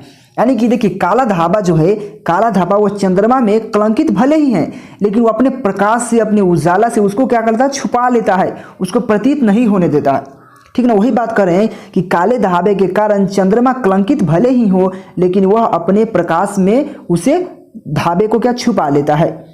शिव, मतलब शिव जो होते हैं, शिव शंकर जी, तो शिव के त्रिशूल द्वारा क्या, शिव के त्रिशूल द्वारा प्रहार किए जाने पर, देखिए क्वेश्चन समझिएगा, शिव के त्रिशूल द्वारा प्रहार किए जाने पर सुमेरु पर्वत, क्या सुमेरु पर्वत कंचन का हो गया। क्या हो गया, किसका हो गया, जब शिव का जो भी तलवार था, त्रिशूल था, उससे जब प्रहार किया गया, प्रहार किए जाने पर सुमेरु जो पर्वत है, सुमेरु पर्वत वो क्या हो गया, कंचन का हो गया। उसी प्रकार सज्जन की संगीत से दुर्जन की श्रेष्ठ मानव बन जाता है। देखिए जो उसकी प्रकार, मतलब उसी प्रकार से जो सज्जन की संगीत है, संगीत से दुर्जन भी, क्या दुर्जन भी श्रेष्ठ मानव बन जाता है। यानी कि अगर सज्जन की अगर अच्छा से संगीत हो, अच्छा अगर संगीत, अगर उनका दिमाग शांत हो, तो वह भी क्या हो जाता है, दुर्जन से श्रेष्ठ मानव बन सकता है, बन जाता है। देखिए घड़िया में डालकर कांच जब तपाया जाता है, देखिए घड़िया में जब डालकर कांच को तपाया जाता है, तब वह उसमें छिपा सोना निकलता है। क्या होता है, तब उसमें छिपा सोना निकलता है, वही कहता है सोना निकलता है। ठीक इसी प्रकार संसार में मानव संघर्ष, कष्ट, तपस्या, त्याग से श्रेष्ठ प्राप्त कर सकता है। देखिए क्वेश्चन ही से बहुत अच्छा क्वेश्चन है। देखिए जायसी, कलंक, कांच और कंचन के माध्यम से बहुत सारा अर्थ निकलते हैं। जैसे काले धाबा के कारण चंद्रमा कलंकित भले ही हो, लेकिन वह अपने प्रकाश में काले धाबे को क्या छिपा लेता है। और शिव का जो त्रिशूल है वह क्या होता है, प्रहार से सुमेरु जो पर्वत है वो कंचन का हो गया। उसी प्रकार अगर सज्जन व्यक्ति अगर संगीत अगर अच्छा से गाता है, संगीत से दुर्जन भी श्रेष्ठ मानव बन सकता है। क्या, श्रेष्ठ मानव बन सकता है। चाहे घड़िया में अगर डालकर कांच को अगर तपाया जाए, अगर उसको अच्छा प्रकार से तपाया जाए, तो वह तब उसमें सोना जो होता है उससे निकलता है, उसमें छिपा सोना निकलता है, ठीक ना। तो ठीक उसी प्रकार से अगर संसार में जो मानव है, व्यक्ति है, जो मानव हमारे संसार में जो भी है, अगर वह संघर्ष, कष्ट, तपस्या, त्याग से ही श्रेष्ठता प्राप्त कर सकता है। बस ये अगर संघर्ष कोई करेगा तभी ना कुछ बन पाएगा, संघर्ष नहीं करेगा, त्याग नहीं कर पाएगा, तपस्या नहीं करेगा तो कैसे होगा। सोचेगा बैठल बैठल सुतल सुतल थोड़ी ना हो जाएगा। ये क्वेश्चन काफ़ी इंपॉर्टेंट है, जैसे कि 2015-2020 के एग्जाम में पूछा गया, बीएसवी यानी कि बिहार बोर्ड में। चलिए नेक्स्ट क्वेश्चन की बात करें। देखिए इसका पीडीएफ कहाँ मिलेगा, टेलीग्राम पे एक मेरा कॉन्टैक्ट नंबर है, उस पर आप जाकर मैसेज कर सकते हो, व्हाट्सएप पे आपको मिल जाएगा। देखिए यहाँ पे क्या है, 32 नंबर क्वेश्चन क्या है, प्यार का इशारा और क्रोध का दुधारा से क्या तात्पर्य है। देखिए प्यार का इशारा और क्रोध का दुधारा से क्या तात्पर्य है, समझिएगा।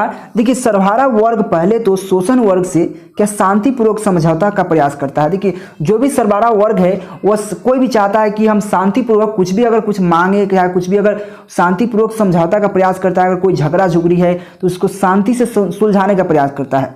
तो वही बात है, सर्वहारा वर्ग पहले तो शोषण वर्ग से शांतिपूर्वक समझौता का प्रयास करता है, पर उस प्रयास में विफल हो जाता है, यानी कि वह सफल नहीं हो पाता है, यानी कि वह प्रयास उसका बेकार चला जाता है। वही कहता है कि उस प्रयास में उस प्रयास में विफल होने पर वह अपने क्रोधी रूपी दुधारी तलवार से अपने हक की प्राप्ति के लिए संघर्षशील हो जाता है।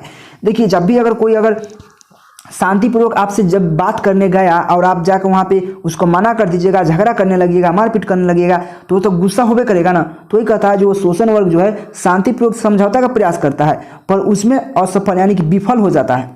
ठीक, यानी कि विफल होने पर उसमें तो क्रोध आएगा, भाई हम गए शांति से बात करने और आप हमसे ऐसी कर रहे हैं, इसको गुस्सा तो भी करेगा। तो पर वह अपने क्रोध रूपी दुधारी तलवार से अपने हक की प्राप्ति के लिए संघर्षशील हो जाता है। यानी कि जब वो गुस्सा आता है तो कहता है नहीं अब आओ हम दुधारी तलवार निकालेंगे और उसके संघर्ष के लिए और लड़ाई करेंगे। मतलब कहने का मतलब यही है उनका, यानी कि क्रोधी रूपी दुधारी तलवार से अपने हक की प्राप्ति के लिए, भाई किसी का हक रहेगा तो कुछ भी कर सकता है, तो हक की प्राप्ति के लिए संघर्षशील हो जाता है, यानी कि वो मेहनती संघर्ष करता है, संघर्षशील हो जाता है, ठीक ना। तो उसके क्रोध की भयंकर तलवार दोनों तरफ का है द्विधारा, यानी कि धारदार है, यानी कि दोनों तरफ से धारदार है। कहने का मतलब है कि उसके क्रोध की, मतलब अब क्रोध है तो भाई वो तो बहुत ज़्यादा भयंकर क्रोध होता है, किसी के गुस्सा आता है तो वो ज़्यादा ही खतरनाक हो जाता है। तो उसके क्रोध की भयंकर तलवार दोनों तरफ से, यानी कि दोनों तरफ से क्या धारदार है, यानी कि दोनों तरफ से काट सकता है, आगे से भी पीछे से भी। तो इसीलिए अगर कोई शांति से बात करने गया है तो शांति से ही बात करे। अगर उसको अगर मना कर दीजिएगा कि नहीं हम जैसे मन करे वैसे करेंगे, जाइए क्या करना है कर लीजिएगा, तो गुस्सा तो ही करेगा। तो वही बात है। देखिए इस क्वेश्चन को, जो भी क्वेश्चन हिंदी का क्वेश्चन होता है, देखिए हिंदी क्वेश्चन आपको समझना ज़्यादा नहीं, आपको इसको पढ़ना पड़ेगा, खुद से आपको याद हो जाएगा। जैसे मैं फिर पढ़ के, सर्वहारा वर्ग पहले शोषण वर्ग से शांतिपूर्वक समझौता का प्रयास करता है, पर उस प्रयास में विफल होने पर वह अपने क्रोध रूपी दुधारी तलवार से अपने हक की प्राप्ति के लिए संघर्षशील हो जाता है। उसके क्रोध का भयंकर तलवार दोनों तरफ से द्विधार है, यानी कि धारदार है, दोनों तरफ से धारदार है होती है। यह क्वेश्चन 2020-2021 के एग्जाम में पूछा गया, काफी इंपॉर्टेंट क्वेश्चन है। चलिए नेक्स्ट क्वेश्चन की बात करें, अगर 33 नंबर क्वेश्चन ले, 33 नंबर क्वेश्चन ले, पांडुलिक जी कौन थे? देखिए काफी इंपॉर्टेंट क्वेश्चन है, पांडुलिक जी कौन थे? यह क्वेश्चन ऑब्जेक्टिव में भी देखने को मिल सकता है। तो पांडुलिक जी भितिहारवा आश्रम के शिक्षक थे। कहाँ थे? भितिहारवा आश्रम के शिक्षक। यह काफी बार एग्जाम में पूछा गया है। तो पांडुलिक जी भितिहारवा आश्रम के शिक्षक थे। लेखक को मुलाकात कहाँ? लेखक की मुलाकात पांडुलिक जी के भितिहारवा आश्रम में हुआ था। जो लेखक है उनका मुलाकात कहाँ हुआ था? भितिहारवा आश्रम में हुआ था, ठीक ना। जहां उन्होंने एक घटना का वर्णन किया, पांडुलिक जी ने एक घटना का वर्णन किया, और पांडुलिक जी गांधी से निर्भीकता सीखी थी। देखिए जो गांधी जी थे उनसे पांडुलिक जी निर्भीकता सीखी थी। क्या? निर्भीकता सीखी थी, यानी कि किससे? निडर होकर किसी से हम लड़ सकते हैं, किसी के विरुद्ध हम खड़ा हो सकते हैं निडर होकर, यानी कि निर्भीकता, यानी कि होता है निर्भक, मतलब कहने का मतलब यह होता है कि जैसे किसी के सामने डरना नहीं, खड़े रहना, डटे रहना, किसी की बात को मतलब जवाब देना, वही निर्भीकता सीखी थी। किससे? गांधी जी से। कौन? पांडुलिक जी। और वही पांडुलिक जी क्योंकि शिक्षक थे तो उन्होंने गाँवों को उसी निर्भीकता को पाठ पढ़ाया, यानी कि जो गाँव के बच्चे थे, गांव वाले थे, उनकी निर्भीकता सिखाई। क्या? जो पांडुलिक जी सीखे थे गांधी जी से, उसी पाठ को पढ़ाया गांव वाले को। वही बात कहा गया है, पांडुलिक जी भितिहारवा आश्रम के शिक्षक थे। लेखक की मुलाकात पांडुलिक जी से भितिहारवा आश्रम में हुआ था, जहां उन्होंने एक घटना का वर्णन किया। पांडुलिक जी ने गांधी जी से निर्भीकता सीखी थी। उन्होंने जो पांडुलिक जी थे उन्होंने गाँवों की ऐसे निर्भीकता की पाठ पढ़ाई, यानी कि सभी को क्या कहता है? उसी निर्भीकता को पाठ पढ़ाती है। कौन? पांडुलिक जी, गांव के लोगों को। यह बात बहुत अच्छा क्वेश्चन है, 2012, 2014, 2017 आर्ट में और साइंस में दोनों में पूछा गया। नहीं, काफी इंपॉर्टेंट क्वेश्चन है, इसको आप ध्यान दीजिएगा, काफी इंपॉर्टेंट क्वेश्चन। चलिए नेक्स्ट क्वेश्चन की बात करें, अगर 34 नंबर क्वेश्चन ले, देखिए इसका पीडीएफ आपको बार बोल रहे हैं टेलीग्राम पे मिलेगा, जाकर ज्वाइन हो जाइए, उसका लिंक डिस्क्रिप्शन में है, या मेरा कॉन्टैक्ट नंबर है उस पर कॉन्टैक्ट कर सकते हैं, वहाँ टेलीग्राम पे मिल जाएगा आपको। 34 नंबर क्वेश्चन क्या है? चंपारण के क्षेत्र में बाढ़ की प्रचंडता का क्या कारण है? देखिए ये बात जानिएगा, बिहार में सबसे ज़्यादा जो आता है बाढ़ वो चंपारण के क्षेत्र यानी कि उत्तरी क्षेत्र में ही आता है। तो चंपारण के क्षेत्र में बाढ़ का प्रमुख कारण क्या है, यानी कि प्रचंडता का प्रमुख कारण क्या है? देखिए बाढ़ का प्रमुख कारण होता है नदियों में अधिकता का पानी, जब अधिक पानी हो जाता है नदी में। लेकिन इसका कारण क्या है? पेड़ पौधा कटना है, यानी कि पेड़ पौधा अगर कटता है तो इसी कारण से बाढ़ आता है। चंपारण क्षेत्र में बाढ़ का प्रचंडता का बढ़ने का प्रमुख कारण जंगलों की कटाई है। अगर जंगलों को कटाई करेंगे उसी के कारण ज़्यादा हमारे पास क्या होता है? बाढ़ आने का प्रमुख कारण होता है। तो वही कहता है चंपारण क्षेत्र में बाढ़ का प्रचंडता बढ़ने का मुख्य कारण जंगलों की कटना है, ठीक ना। नदी में जल बढ़ने पर बाढ़ आती है, बस एक नदी में जब जल बढ़ेगा तो बाढ़ आती है। लेकिन बीच में इसकी शक्ति को रोकने वाला जंगल ही होता है। अगर जो बाढ़ को रोकना है तो जंगल ही रोक सकता है, क्या रोक सकता है उसकी बाढ़ को, वही कहता है। लेकिन बीच में उनकी शक्ति को रोकने वाला जंगल ही होता है, तो बाढ़ का प्रकोप नहीं हो पाता। तो यह बात ध्यान रखिएगा, अगर जंगल की ज़्यादा कटाई कीजिएगा तो बाढ़ आएगा। इसलिए बोलिए जंगल की मतलब कटाई, पेड़ पौधे की कटाई नहीं करे, हो सके जितना पेड़ पौधे लगाना चाहे लगा सकते हैं। काट रहे हैं अगर एक पौधे तो 5 पौधे जरूर लगाएं। यह बात ध्यान दीजिएगा, क्योंकि वृक्ष कटने से बहुत घटा हो रही है। यही बात है कि चंपारण में बाढ़ आने का प्रमुख कारण हो सकता है। होता है, हो सकता नहीं, होता ही है। ये बात ध्यान रखिएगा, काफ़ी इंपॉर्टेंट क्वेश्चन है। यह क्वेश्चन 2010-2012 के एग्जाम में पूछा गया था। चलिए नेक्स्ट क्वेश्चन की बात करें अगर 35 नंबर क्वेश्चन है, 35 नंबर क्वेश्चन है। देखिए हरचरना कौन है इसकी। देखिए हरचरना हरिचरना दो नाम है, दो नाम नहीं एक ही नाम का मतलब कहा जाता है। चलिए आगे क्वेश्चन बताएंगे। तो हरचरना कौन है, इसकी क्या पहचान है। देखिए हरचरना जो अधिनायक जो कविता है उसी का एक मतलब गरीब बच्चा है, वो फटा पुराना पहने हुए रहता है और क्या कहता है, राष्ट्रीय गीत गाता है। देखिए पूरा पढ़ने के प्रयास करें तो अधिनायक कविता में हरचरना की पहचान फटा सुथन पहनने एक गरीब बालक के रूप में हुई है। यानी देखिए हरचरना जो हरचरना है वो अधिनायक कविता में की पहचान फटा सुथन पहने हुए, यानी कि फटा पुराना, कहने का मतलब ये फटा पुराना पहने एक गरीब बालक के रूप में हुई है उसकी पहचान, ठीक है ना। यानी कि उसकी पहचान कहाँ हुई है, फटा पुराना पहने गरीब बालक के रूप में हुई है। वह अपनी लाचारी लिए हुए राष्ट्रीय गीत गाता है। यानी कि वह अपने लाचारी लिए हुए फटा पुराना पढ़ते हुए क्या कहता है, राष्ट्रीय गीत गाता है। सोच लीजिए राष्ट्रीय गीत गाता है। उतने वर्षों के बाद, यानी कि इतने वर्षों के बाद भी आम जनता की हालत में बदलाव नहीं आया। यानी कि इतना वर्ष बीत गया जो हमारे देश का आज़ादी हुआ, लेकिन फिर भी हमारे देश की हालत अभी बद से बदतर हो चुकी है। वही बात है, आम जनता की हालत में बदलाव नहीं आया। कविता यानी कि कविता में हरचरना इसी आम जनता का प्रतिनिधि है। यानी कि उसी एक आम जनता का प्रतिनिधि है, उसी एक आम जनता में से है एक कौन, हरिचरना। और क्या है, गरीब है, फटा पुराने पहने हुए हैं और राष्ट्रीय गीत गाता रहता है। ये बात है कि ये बात एक सुधारने वाली बात है हमारे देश में कि इतना दिन आज़ादी का हो गया, लेकिन आज तक जो गरीबों का जो हालत है वो आज भी वही है, बद से बदतर हो चुका है। प्रतिदिन बद से बदतर हो ही रहा है, हो चुका है। तो इसको सुधारने की ज़रूरत है, लेकिन या तो नेता लोग अपना ऐसी करते हैं ना। तो अधिनायक कविता फिर से पढ़ता हूँ, एक बार आप सुन लीजिएगा। अधिनायक कविता में हरचरना का पहचान फटा सुथन मतलब पुराना, मतलब फटे पुराने पहने गरीब के बालक के रूप में हुई है, ठीक ना। वह अपनी लाचारी लिए हुए राष्ट्रीय गीत गाता है। इतने वर्ष, यानी कि इतने वर्ष के बाद भी आम जनता की हालत में बदलाव नहीं आया। कविता में हरचरना इसी आम जनता का एक प्रतिनिधि, यानी कि उसी आम जनता का एक मतलब भाग है, एक आदमी है, ठीक ना। यह क्वेश्चन 2020, 2021 के साइंस में और 2013 के आर्ट के एग्जाम में पूछा गया है। देखिए सभी के लिए इंपॉर्टेंट है, आर्ट कॉमर्स साइंस सभी के लिए इंपॉर्टेंट, हिंदी वाले हैं क्योंकि सभी वाले पढ़ सकते हैं आराम से, क्योंकि सभी का सिलेबस एक ही होता है। नेक्स्ट क्वेश्चन 36 नंबर क्वेश्चन क्या है, कविता में अधिनायक कौन है। जो कविता है उसमें अधिनायक कौन है। देखिए अधिनायक होता है मतलब सत्ताधारी, जो मतलब अभी सत्ता पर कौन बैठा है। जैसे अभी बोलेगा सत्ता पर कौन बैठा है तो बोलिएगा अभी प्रधानमंत्री की सत्ता पर कौन है तो नरेंद्र मोदी, बिहार के मुख्यमंत्री की सत्ता पर कौन है तो नीतीश कुमार। इसी प्रकार से कह सकते हैं कि वही मतलब कह रहा है कि कवि जो कविता में अधिनायक कौन है। तो कविता में जो अधिनायक आज के सत्ताधारी है, मतलब सत्ता पर जो बैठा हुआ वही है, और वह सत्ताधारी की प्रस्तुति मतलब स्तुति राष्ट्रीय गान पर सम्मान किया जाता है।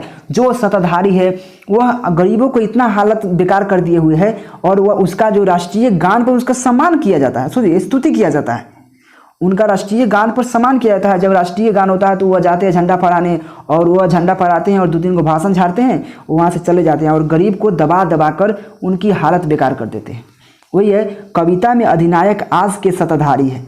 इनकी स्तुति राष्ट्रीय गीत गाने ते समय की जाती है, यानी कि इसकी सम्मान, इनकी स्तुति राष्ट्रीय गान जब गीत होता है उसके समय की जाती है।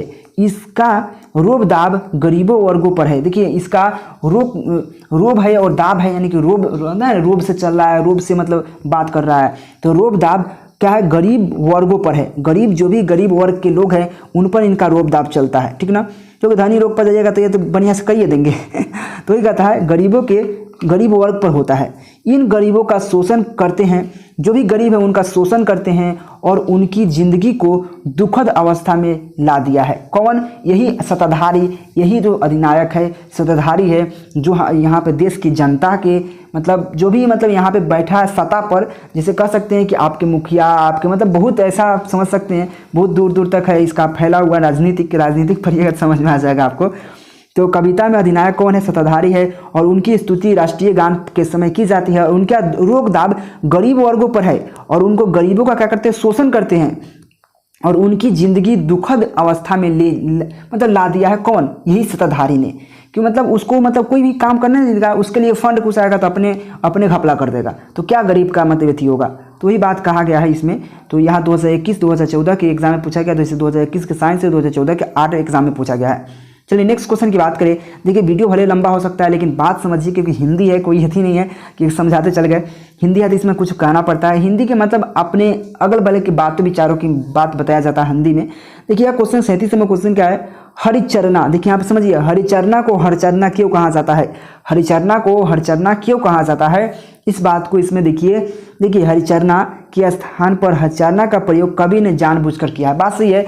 हरिचरना का प्रयोग या हरिचरना के स्थान पर हरचरना का प्रयोग कवि ने जानबूझकर करता है।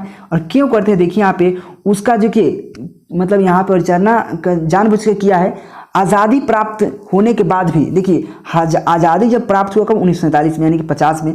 तो आज़ादी प्राप्त होने के 2 दशक बीत जाने के बाद भी, आज देखिए आज़ादी प्राप्त होने के 2 दशक बीत जाने के बाद भी आम जनता की दशा में कोई बदलाव नहीं हुआ है। यानी कि जैसी पहले दशा थी उससे और बदतर से हो गई है। वही आज़ादी प्राप्त होने के 2 दशक बीत जाने के बाद भी आम जनता की दशा में कोई बदलाव नहीं आया। आज़ादी मिलने से, देखिए आज़ादी मिलने से एक आशा बढ़ी थी, मतलब आज़ादी मिलने से लोगों की एक आशा बढ़ी थी कि हम लोग अब थोड़ा सुधरेंगे, सुधार होगा हम लोग खेती में, लेकिन कुछ ऐसा हुआ नहीं। आज़ादी मिलने से एक आशा बढ़ी थी कि आम जनता की स्थिति में बदलाव आएगा, मतलब लेकिन ऐसा नहीं होता है, पर ऐसा नहीं होता है और उसकी हालत दिन प्रतिदिन क्या होता है? बद से बदतर होती गई। इसी अर्थ का व्यंजना के लिए कवि ने हरिचरना को हरचरना कहा है।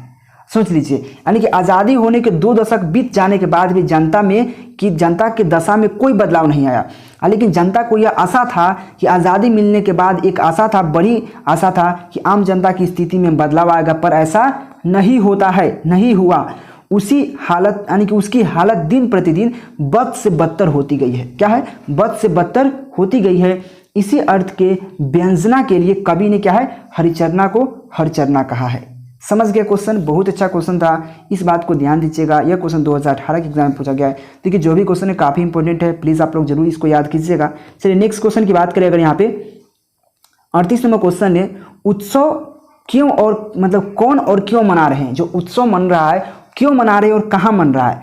देखिए शहर के नागरिक उत्सव मना रहे हैं, शहर के नागरिक उत्सव मना रहे हैं। इसलिए मना रहे हैं, मतलब क्यों मना रहे हैं? तो इसलिए मना रहे हैं क्योंकि उन्हें बताया गया है कि शासक, यानी कि शासक की सेना और उनकी रथ, जो शासक की सेना और रथ विजय प्राप्त कर लौट रहे हैं। मतलब शहर में उनकी उत्सव मनाया जा रहा है, शहर के लोगों ने मना रहा है, नागरिकों ने मना रहा है। और क्यों मना रहा है? और इसलिए मना रहा है कि क्योंकि उनको बताया गया है, जो शहर के नागरिकों है, लोग हैं, उनको बताया गया है कि शासक की जो सेना है वो अपने विजय रथ प्राप्त कर क्या वापस लौट रहे हैं, यानी कि सेना और रथ विजय प्राप्त कर लौट रहे हैं, इसीलिए उत्सव मनाया जा रहा है। यह क्वेश्चन काफ़ी इंपॉर्टेंट क्वेश्चन है, 2010 के साइंस में, 2020, 2021 के आर्ट के एग्जाम में पूछा गया। सोच लीजिए, यानी कि सभी के लिए इंपॉर्टेंट है, जो साइंस के लिए, जो कॉमर्स के लिए सेम टू सेम होता है, क्योंकि एग्जाम दोनों का एक ही साथ होता है, लेकिन आर्ट के लिए अलग एग्जाम होता है, लेकिन क्वेश्चन सेम रहता है।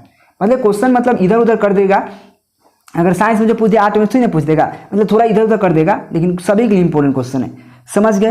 क्यों मनाया जा रहा है उत्सव? तो शहर के नागरिकों ने मना रहा है। क्यों मना रहे हैं? तो उनको बताया गया है कि शासन की जो सेना है रथ विजय प्राप्त कर लौट रहे हैं शहर में। ठीक ना? चलिए नेक्स्ट क्वेश्चन की बात करें। अगर यहाँ पे उषा का जादू कैसा है? नेक्स्ट क्वेश्चन क्या? उषा का जादू कैसा है? तो उषा का जादू, देखिए उषा का जादू ऐसा प्रतीत होता है कि कोई जादूगर मतलब अलौकिक चमत्कार कर रहा है, ऐसा है। देखिए सूर्योदय का रंग रूप बदलने में भी, देखिए सूर्योदय का जो रंग है, रंग रूप बदलने से सभी को ऐसा प्रतीत हो रहा है, मतलब सभी को ऐसा लग रहा है कि सूर्योदय का रंग बदलना है ना, तो ऐसे लग रहा है कि सूर्योदय का रंग रूप बदलने से सभी को ऐसा प्रतीत हो रहा है कि जैसे कोई जादूगर अपना अलौकिक, यानी कि अलौकिक चमत्कार कर रहा है। मतलब कोई भी अपना चमत्कार कर रहा है, कोई जादूगर, ठीक है ना, अलौकिक चमत्कार कर प्रदर्शित कर रहा है। ठीक ना? सूर्योदय उदित होने से पहले, यानी कि सूर्योदय उदित होने से पहले, सूर्योदय होने के बाद और फिर सुनहरी रश्मियों को बिखरने के बाद का उषा काल की विभिन्न रूप प्रकट हो रहा है।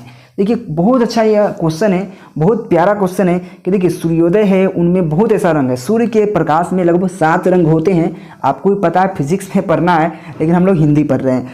तो सूर्योदय का रंग रूप बदलने से ऐसा लोगों का प्रतीत हो रहा है, ऐसे लोगों को लग रहा है कि कोई उस पर क्या हो रहा है कि कोई जादूगर अपना अलौकिक चमत्कार प्रदर्शित कर रहा है, यानी कि चमत्कार करके प्रदर्शित कर रहा है। लेकिन बिल्कुल ऐसा नहीं है, सूर्य में ऐसा हो रहा है, ठीक ना।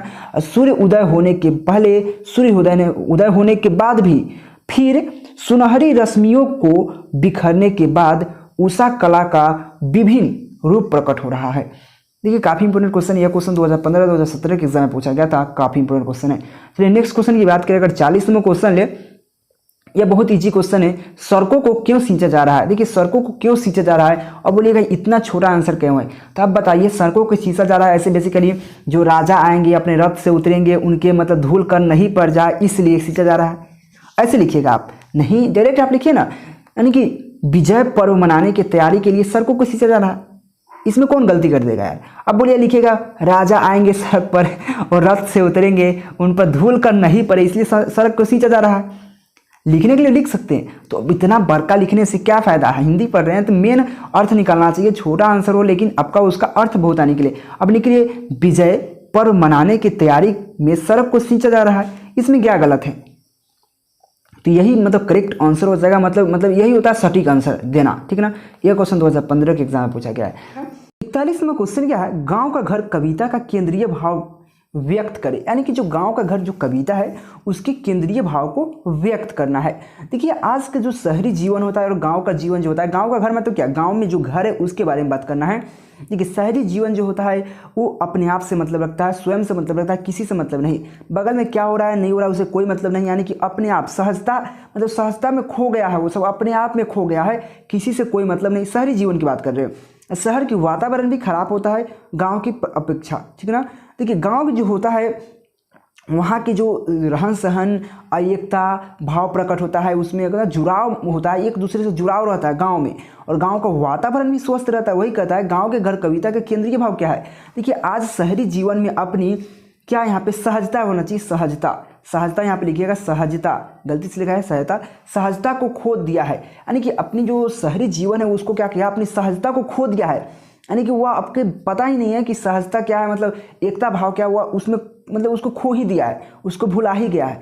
तो वही कहता है शहरी जीवन अपनी सहजता को खो दिया है, शहर की रिश्ता बनावटी भाव से जुड़ा है। बिल्कुल सही है, शहर की रिश्ता जो होता है बनावटी भाव, यानी कि वह काम से काम मतलब रखता है, इसके अलावा किसी से मतलब नहीं।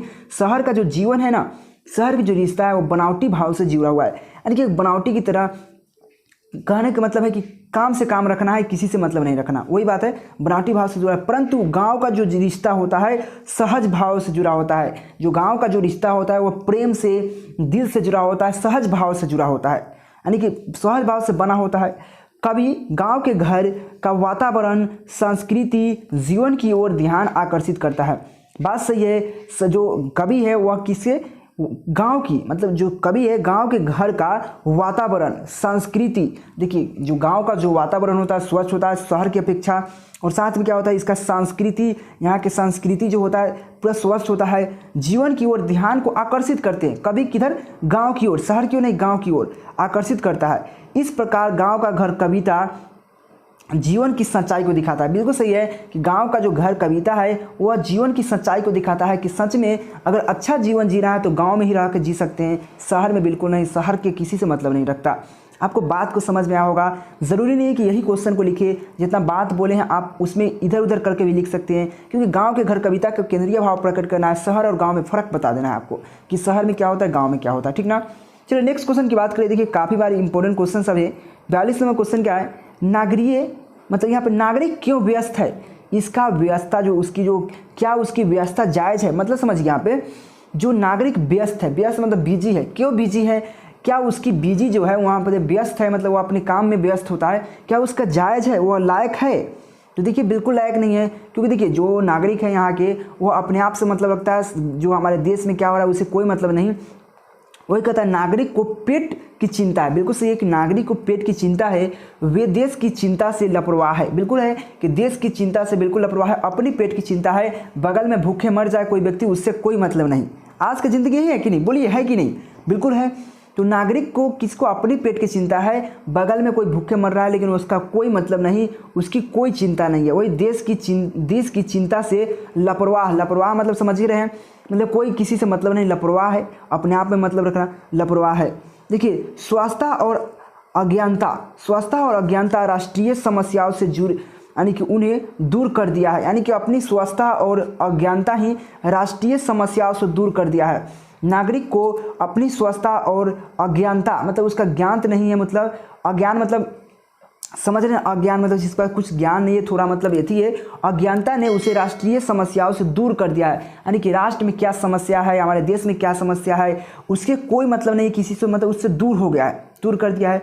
वे अपने निजी सुख दुख से ही व्यस्त है। बिल्कुल सही है कि वे अपने निजी मतलब क्या होता है, अपना खुद का, मतलब निजी मतलब होता है खुद पर उसका हक, तो वो निजी कार्य में तो अपने कार्य में ही व्यस्त रहते हैं, सुख दुख में ही व्यस्त रहते हैं, जो जायज़ बिल्कुल नहीं है, जो जायज़ बिल्कुल नहीं है, तो देश के लिए जायज़ नहीं है, क्योंकि जब देश में रह रहे देश के हित में ही काम करना चाहिए आपको, तो देश के लिए जायज़ बिल्कुल नहीं है। वही बात कहा गया है कि नागरिक अपने पेट की, देखिए बात समझिए, क्वेश्चन कितना देर समय लगा वो नहीं, क्वेश्चन समझना जरूरी है। तो नागरिक पेट की चिंता में है, व्यस्त है, वे देश की चिंता से लापरवाह है, यानी कि देश से चिंता से कोई मतलब नहीं है, वह स्वास्थ्य और अज्ञानता राष्ट्रीय समस्या से दूर कर रहा है, मतलब उसको स्वास्थ्य और अज्ञानता राष्ट्रीय समस्या से दूर कर रहा है। वे अपने निजी सुख दुख में ही व्यस्त रहते हैं, वो जो भी है उनका मतलब ये जायज़ बिल्कुल नहीं है, वह उसके लायक नहीं है, उसके जायज़ नहीं है, ठीक ना। नेक्स्ट क्वेश्चन क्या है, 43वां क्वेश्चन क्या है, कला के लिए सिद्धांत क्या है। देखिए कला के लिए सिद्धांत क्या है, तो कला रसरिक्ता, देखिए जो रसिक्त है यहाँ पे रसिक्त है, तो कला रसिक्त अनुभूतियों का एक सरोवर है। सरोवर मतलब जानते हैं, नदी, सरोवर संस्कृत में बोला जाता है उसको। तो कला रसिक्त अनुभूतियों का एक सरोवर है, ठीक ना, एक सरोवर है। कलाकार कला की रचना से कोई कृत खड़ा करता है। बिल्कुल सही है कि जो कलाकार है, जो आर्टकार है, जो अपनी कला को प्रदर्शित कर रहा है, वह कला की रचना, मतलब कोई की कला की रचना से कोई कृत खड़ा करता है, अपनी छोटी छोटी कलाओं से एक बड़ा कृत को मतलब बना देता है, रचना कर देता है, खड़ा कर देता है, वही कर रहा है। देखिए कलाकृत की प्राकृतिक रस प्रदान करता है, जो कलाकृत है वह क्या करता है, प्राकृतिक रस प्रदान करता है। कला मतलब कला के नाम पर एक आडंब की रचना होती है। देखिए कला के नाम पर एक आडंब की रचना होती है, बिल्कुल सही है कि कोई भी कला किसके पास आर्ट है वह आडंब की रचना होती है, उसी के कला पर।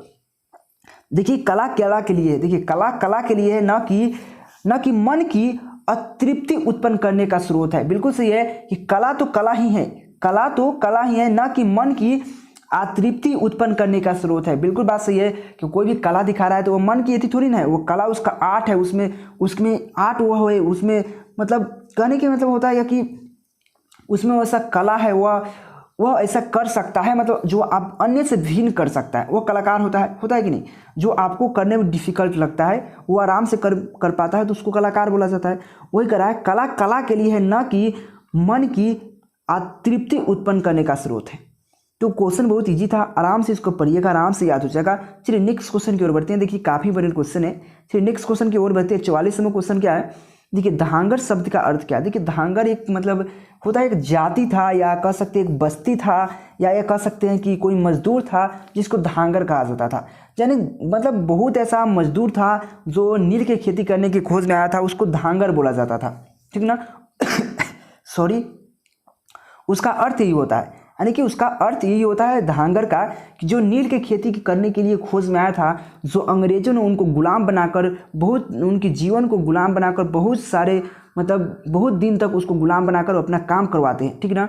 और जो धांगर होते हैं, जो मोटे मोटे तौर पर समझिए, उसका समझाएंगे आपको। धांगर जो होते हैं वो बेसिकली ओराव भाषा में बात करते थे आपस में, और जो अन्य दूसरे से बात करते थे, क्योंकि देखिए नील की खेती कहाँ होता था, बिहार में ज़्यादातर होता था, और कहाँ चंपारण में ज़्यादा नील की खेती होता था।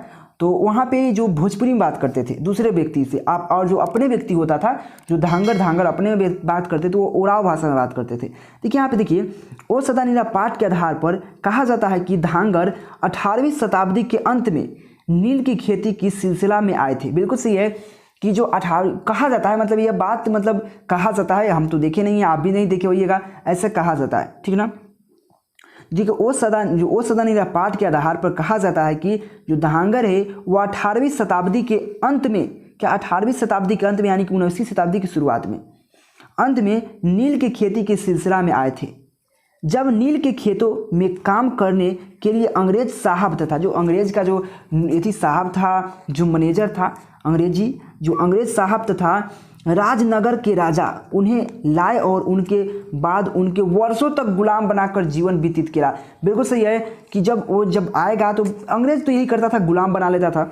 तो अंग्रेज जो साहब था और राजा जो रामनगर का जो राजा था उन्हें लाए और उनके क्या किए, जो भी आए थे उनको सबको लाए बुलाकर और उनके क्या किए, उनके बाद उनको वर्षों तक यानी कई वर्षों तक गुलाम का जीवन बिताना पड़ा। किसको? तो धांगर को। जब वहाँ पे जो राजा था रामनगर का और साथ में जो अंग्रेजी जो साहब था वह धांगर को बुला लाए नील की खेती करने के लिए और उनको गुलाम बनाकर रखा अनेक वर्षों तक। तो वही बात बताएं, अनेक वर्षों तक गुलाम बनाकर उनका जीवन व्यतीत करना पड़ा। किनको? धांगर को। देखिए आपस में जो धांगर था उराव भाषा में बात करता था और दूसरे लोगों से भोजपुरी और मैथिली में बात करता था, ठीक ना। तो आपको समझ में आएगा ओ सदानीरा के पाठ के आधार पर जो धांगर था 18वीं शताब्दी के अंत में नील की खेती के सिलसिला में आए थे, ठीक ना। जब नील की खेती के काम करने के लिए अंग्रेजी ने मतलब जो अंग्रेज था, अंग्रेज साहब जो राजा था रामनगर का, वह क्या किया, जो नील की खेती करने के लिए क्या किया, उसको बुला लाया, मतलब उसको लाया, मतलब उन्हें लाया और उनको अनेक वर्षों तक गुलाम बनाकर जीवन को व्यतीत करना पड़ा। किसको? धांगर को। और आपस में क्या करते? धांगर उराव भाषा में बात करते थे और दूसरे से भोजपुरी में बात करते थे। बहुत सिंपल क्वेश्चन है, बहुत अच्छा क्वेश्चन है और काफ़ी इंपॉर्टेंट है। चलिए नेक्स्ट क्वेश्चन की बात करें। यहाँ पे नेक्स्ट क्वेश्चन क्या है? 45वां क्वेश्चन क्या है? हार जीत कविता का केंद्रीय भाव क्या है? देखिए हार जीत कविता का केंद्रीय भाव क्या है? देखिए हार जीत कविता में बताया गया है हमारे देश की राजनीतिक, ऐतिहासिक, आर्थिक और सामाजिक स्थिति की ओर ध्यान केंद्रित किया गया है। बात सही है कि हार जीत कविता में कवि देश की राजनीतिक, ऐतिहासिक, आर्थिक और सामाजिक स्थितियों को ओर ध्यान केंद्रित किया है। कवि का ध्यान झोपड़ी से लेकर शोषण वर्ग जो आराम की जिंदगी जी रहे, जो शोषण वर्ग मतलब समझते हैं, जो शोषण करता है, जो गरीबों पर हक जताता है कि गरीब उसके दबाव में रहे, गरीबों पर हक करता है, गरीबों को मालिक मतलब नौकर समझता है, तो वह शोषण वर्ग होता है। शोषण मतलब शोषण करता है उसको और वह अपने आराम की ज़िंदगी जीता है, ऐश की ज़िंदगी जीता है, मौज की ज़िंदगी जीता है। वही करा है कवि का ध्यान राजनीतिक, ऐतिहासिक, आर्थिक और सामाजिक स्थितियों पर ध्यान केंद्रित किया है। कवि का ध्यान झोपड़ी की अवस्था से लेकर शोषण वर्ग के ऐसा आराम की जिंदगी तक की ओर ध्यान केंद्रित किया है। देखिए शोषण वर्ग से लेकर झोपड़ी से लेकर क्या, झोपड़ी वर्ग से जो झोपड़ी में रहते हैं, जो गरीब है, उनसे लेकर शोषण वर्ग जो आराम की जिंदगी जी रहे हैं वहाँ तक की ध्यान को केंद्रित हुआ है, उनका ध्यान केंद्रित हुआ है। कवि स्वतंत्रता के बाद, जो कवि है वो स्वतंत्रता के बाद देश की विकासात्मक यानी कि जो विकासात्मक है वह अवस्था का पर्दाफाश करते हुए पाठक को राष्ट्रीय की कल्याण की काम करता है। जो देखिए जो कवि है वो स्वतंत्रता के बाद देश की विकास की अवस्था के लिए पर्दाफाश करते हुए पाठक को राष्ट्र कल्याण के लिए काम करता है। ऐसा ही सभी को होना चाहिए जो राष्ट्र कल्याण के लिए हर कोई काम करे, न कि गरीब पर शोषण करे, गरीब पर हक जताए और अपने आराम की ज़िंदगी जिए और गरीब को काम करते करते उसको मुआ दे। ऐसा कभी नहीं होना चाहिए। तो देखिए यही हार जीत का कविता का जो केंद्रीय भाव है, आराम से इसको पढ़िए, 1-2 बार पढ़िएगा आपको समझ में आ जाएगा। आपको बार बोलते हैं हिंदी है तो हिंदी में एक अक्षर इधर उधर भी कर सकते, कोई दिक्कत नहीं, लेकिन शुद्ध लिखिएगा, ठीक ना। चलिए नेक्स्ट क्वेश्चन की बात करें। यहाँ 46वां क्वेश्चन क्या है? देखिए पंच परमेश्वर को खो जाने को लेकर काफ़ी चिंतित है। यहाँ पे देखिए कवि चिंतित है, देखिए कवि होना चाहिए यहाँ पे, कवि चिंतित है क्यों? देखिए जो आपको मैं एक बात समझाने का प्रयास करें, पंच मतलब क्या होता है? जो हमारे गांव का जो पंच होता है, हमारे गांव का जो पंच है ना, पंच मतलब समझते हैं ना, जो इसको सरपंच बोला जाता है, गांव में समझिए सरपंच भी होता है। तो गांव का सरपंच भी वही होता है जो गांव के पंचायती करता है, जो गांव के पंचायत करता है, जो गांव के विवादों को समझाता है, सुलझाता है, और जो गांव की समस्या है, विवाद है दो लोगों के बीच, उसको सुलझाता है। तो क्या जो जब पंचायती करने कोई व्यक्ति आता है तो क्या उससे पैसा लेता है? नहीं, जो गांव की समस्या है वह पंच मिलकर समझौता करता है और आपस में सुलझता है। लेकिन समझिए एक बात को, अगर उसी समस्या को आप कचहरी में जाते हैं, कोर्ट में जाते हैं, तो क्या आप फ्री में सुलझा सकते हैं? बिल्कुल नहीं, उसके लिए आपको पैसा चूसा जाएगा, उसको जो व्यय है उसको व्यय मतलब आपको देना पड़ेगा, तब भी वहाँ पे सुलझेगा कि नहीं सुलझेगा कोई ठीक नहीं। इसीलिए पंच को चल जाने पर कवि को यहाँ पे कवि होना चाहिए, कवि चिंतित है। तो क्या गांव की कई समस्याओं या दो व्यक्तियों गांव की कोई समस्या या दो व्यक्तियों के बीच विवाद को गांव की पंच ही संभालता है। बिल्कुल सही है, गांव की जो पंच है वही संभालता है, वही सुलझाता है, ठीक ना। यह गांव की परंपरा थी, बिल्कुल है, ये अभी भी है, लेकिन अभी बहुत कम है, अभी भी बहुत कम है। अब ऐसा कम नहीं होता डायरेक्ट कुछ हो गया, अरे कपार फाड़ देंगे तो और चलो यहाँ पे केस करेंगे, अभी छोड़ेंगे नहीं तेरे को। होता है कि नहीं? बिल्कुल होता है, ऐसा ही होता है। तो इस बात को मतलब यह गांव की परंपरा थी, वह धीरे धीरे खत्म हो रही है। बिल्कुल सही है, वह धीरे धीरे बिल्कुल खत्म हो रही है। थोड़ा भी झगड़ा हुआ तो टांग तोड़ देंगे, तो माथ फाड़ देंगे, सीधा बात करता है, या तो केसे कर देंगे, चल थाना में लड़ते हैं केस, होता है कि नहीं। तो वही धीरे धीरे खत्म हो रही है पंच की। शहर की कचहरी, देखिए अब बात समझिए, यहाँ पे जो शहर की जो कचहरी होता है, कोर्ट होता है, में जिस व्यय का भार उन्हें चुकाना पड़ता है। बात सही है कि जो शहर के कचहरी में जाइएगा, केस करने जाइएगा, थाना में जाइएगा, तो उसको क्या व्यय की भार चुकाना पड़ता है। इसको व्यय मतलब जो उसका पैसा है, उसका जो मांगता है उसको चुकाना पड़ेगा आपको। वह गांव के पंच पर नहीं था। जो गांव को पंच जो पंचायती करता था वह बिल्कुल पैसा किसी से नहीं लेता था, वह गांव की पंच पर नहीं था। लेकिन कचहरी में क्या उसका वाय है उसको चुकाना पड़ेगा आपको। तो वही कहता है गांव के पंच में ऐसा नहीं था। जो पंच परमेश्वर है गांव की समस्याओं को मिलकर सुधारते थे, मिलकर सुलझाते थे या सुधारते थे, जो ऐसा देखने को नहीं मिलता। अब ऐसा देखने को बिल्कुल नहीं मिलता है। अब पंच तो गया ही काम से, अब डायरेक्ट केसा केसी होता है। आप समझ ही रहे हैं। तो मैं फिर से एक साथ पढ़ने के प्रयास करूँ, समझने के प्रयास कीजिएगा। गांव की जो कई समस्या मतलब कोई भी समस्या होता या दो व्यक्तियों के बीच विवाद होता, उसको कौन संभालता था? गाँव की पंच, ठीक ना, या सरपंच कह सकते हैं, ये गांव के मुखिया कह सकते हैं। देखिए यह गांव की परंपरा थी, जो अब वह क्या होता है, वह अब धीरे धीरे खत्म हो रही है। शहर की कचहरी जिस व्यय की भार को चुकाना पड़ता है। बात सही है कि जब शहर के कचहरी में जाइए, थाना में जाइए, तो कुछ पैसा लगता है, पैसा को आपको चुकाना पड़ेगा। यानी कि फ्री में वहाँ पे कोई वहाँ पे अथी नहीं है, फ्री में वहाँ पे कुछ नहीं है, ठीक ना। तो वही गाँव की जो पंच है, जो गाँव की पंच पर कोई ऐसा नहीं था कि वह पैसा लेना है, चाहे पंच को मतलब कुछ भी करना है, लेकिन उसके लिए कोई पैसा नहीं था, पैसा नहीं लेता था पंच, ठीक ना। वही पंच परमेश्वर की बात करें, पंच परमेश्वर कुछ समस्याओं को क्या कर मिलकर सुधारते थे। मिलकर मतलब जो यहाँ पे 10 आदमी बैठा हुआ है उसको मिलकर एक साथ सुधारते थे या संभालते थे। ऐसा अब देखने को बिल्कुल नहीं मिलता। समझ गए?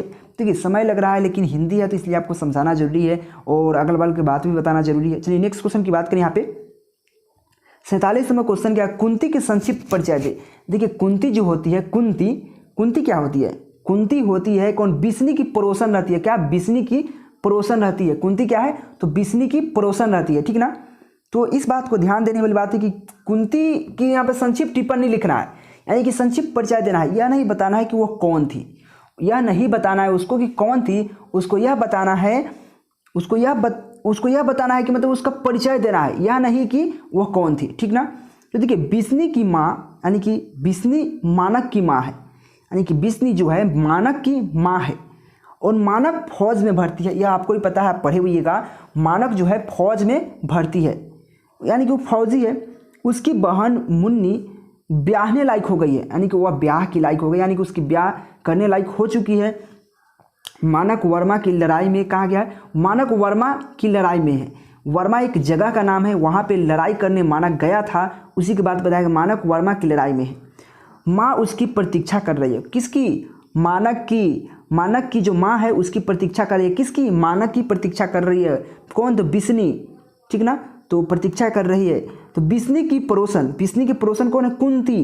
तो बिस्नी की पड़ोसन कुंती मुन्नी की ब्याह की चर्चा करती है। किससे? मुन्नी की माँ से, बिस्नी से चर्चा करती है। और मुन्नी की ब्याह की चर्चा के क्रम में वह पूछती है कि तूने इसके लिए अभी तक घर वार नहीं देखा है। देखिए घर वार मतलब समझिए थोड़ा मतलब देहाती भाषा की तरह है। घर वार मतलब जाकर होता नहीं कि उसका घर वार कैसन है, देख के आइए, घर कैसन है, मतलब सब चीज़, मतलब उसका व्यवहार कैसन है, घर वार देखा है कि नहीं। तो बिस्नी क्या बोलती है? मानक आ जाए फिर कुछ होगा, इतना बोलती है बिस्नी। तो आपको यह कुंती की संक्षिप्त टिप्पणी था। तो कुंती इसमें पड़ोसन होती है और कुंती यह बात बोलती है किससे? बिस्नी की माँ से, कि कोई थी मुन्नी के लिए विवाह के लिए कुछ नहीं, घर बार नहीं देखा, यही बात उनके लिए बताना था।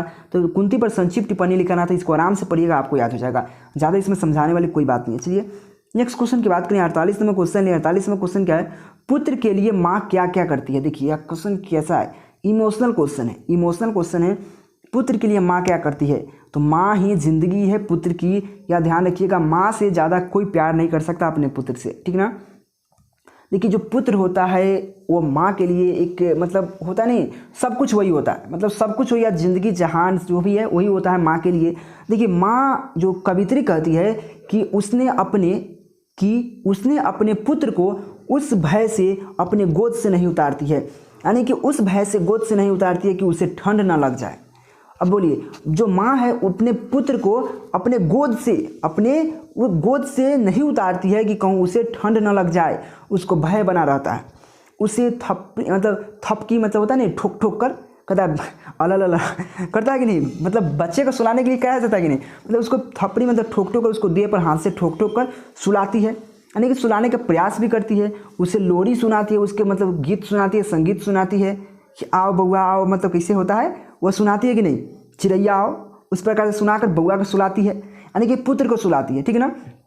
अपने पुत्र की स्वास्थ्य, अपने मतलब हेल्थ, स्वास्थ्य और सुखी देखने के लिए मंदिरों में जाकर कामना करती है, मंदिरों में चढ़ावा चढ़ाती है कि नहीं बात।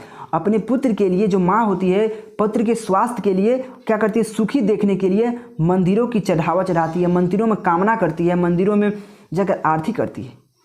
पुत्र की खुशी ही माँ की खुशी मिलती है, पुत्र की खुशी में ही माँ की खुशी मिलती है। या तो अपने भाव में लिखना है कि माँ पुत्र के लिए क्या क्या करती है, तो माँ क्या क्या करती है पुत्र के लिए, आपको नहीं पता है, आपके माँ आपके लिए क्या क्या किया, वही बात को लिख दीजिए ना।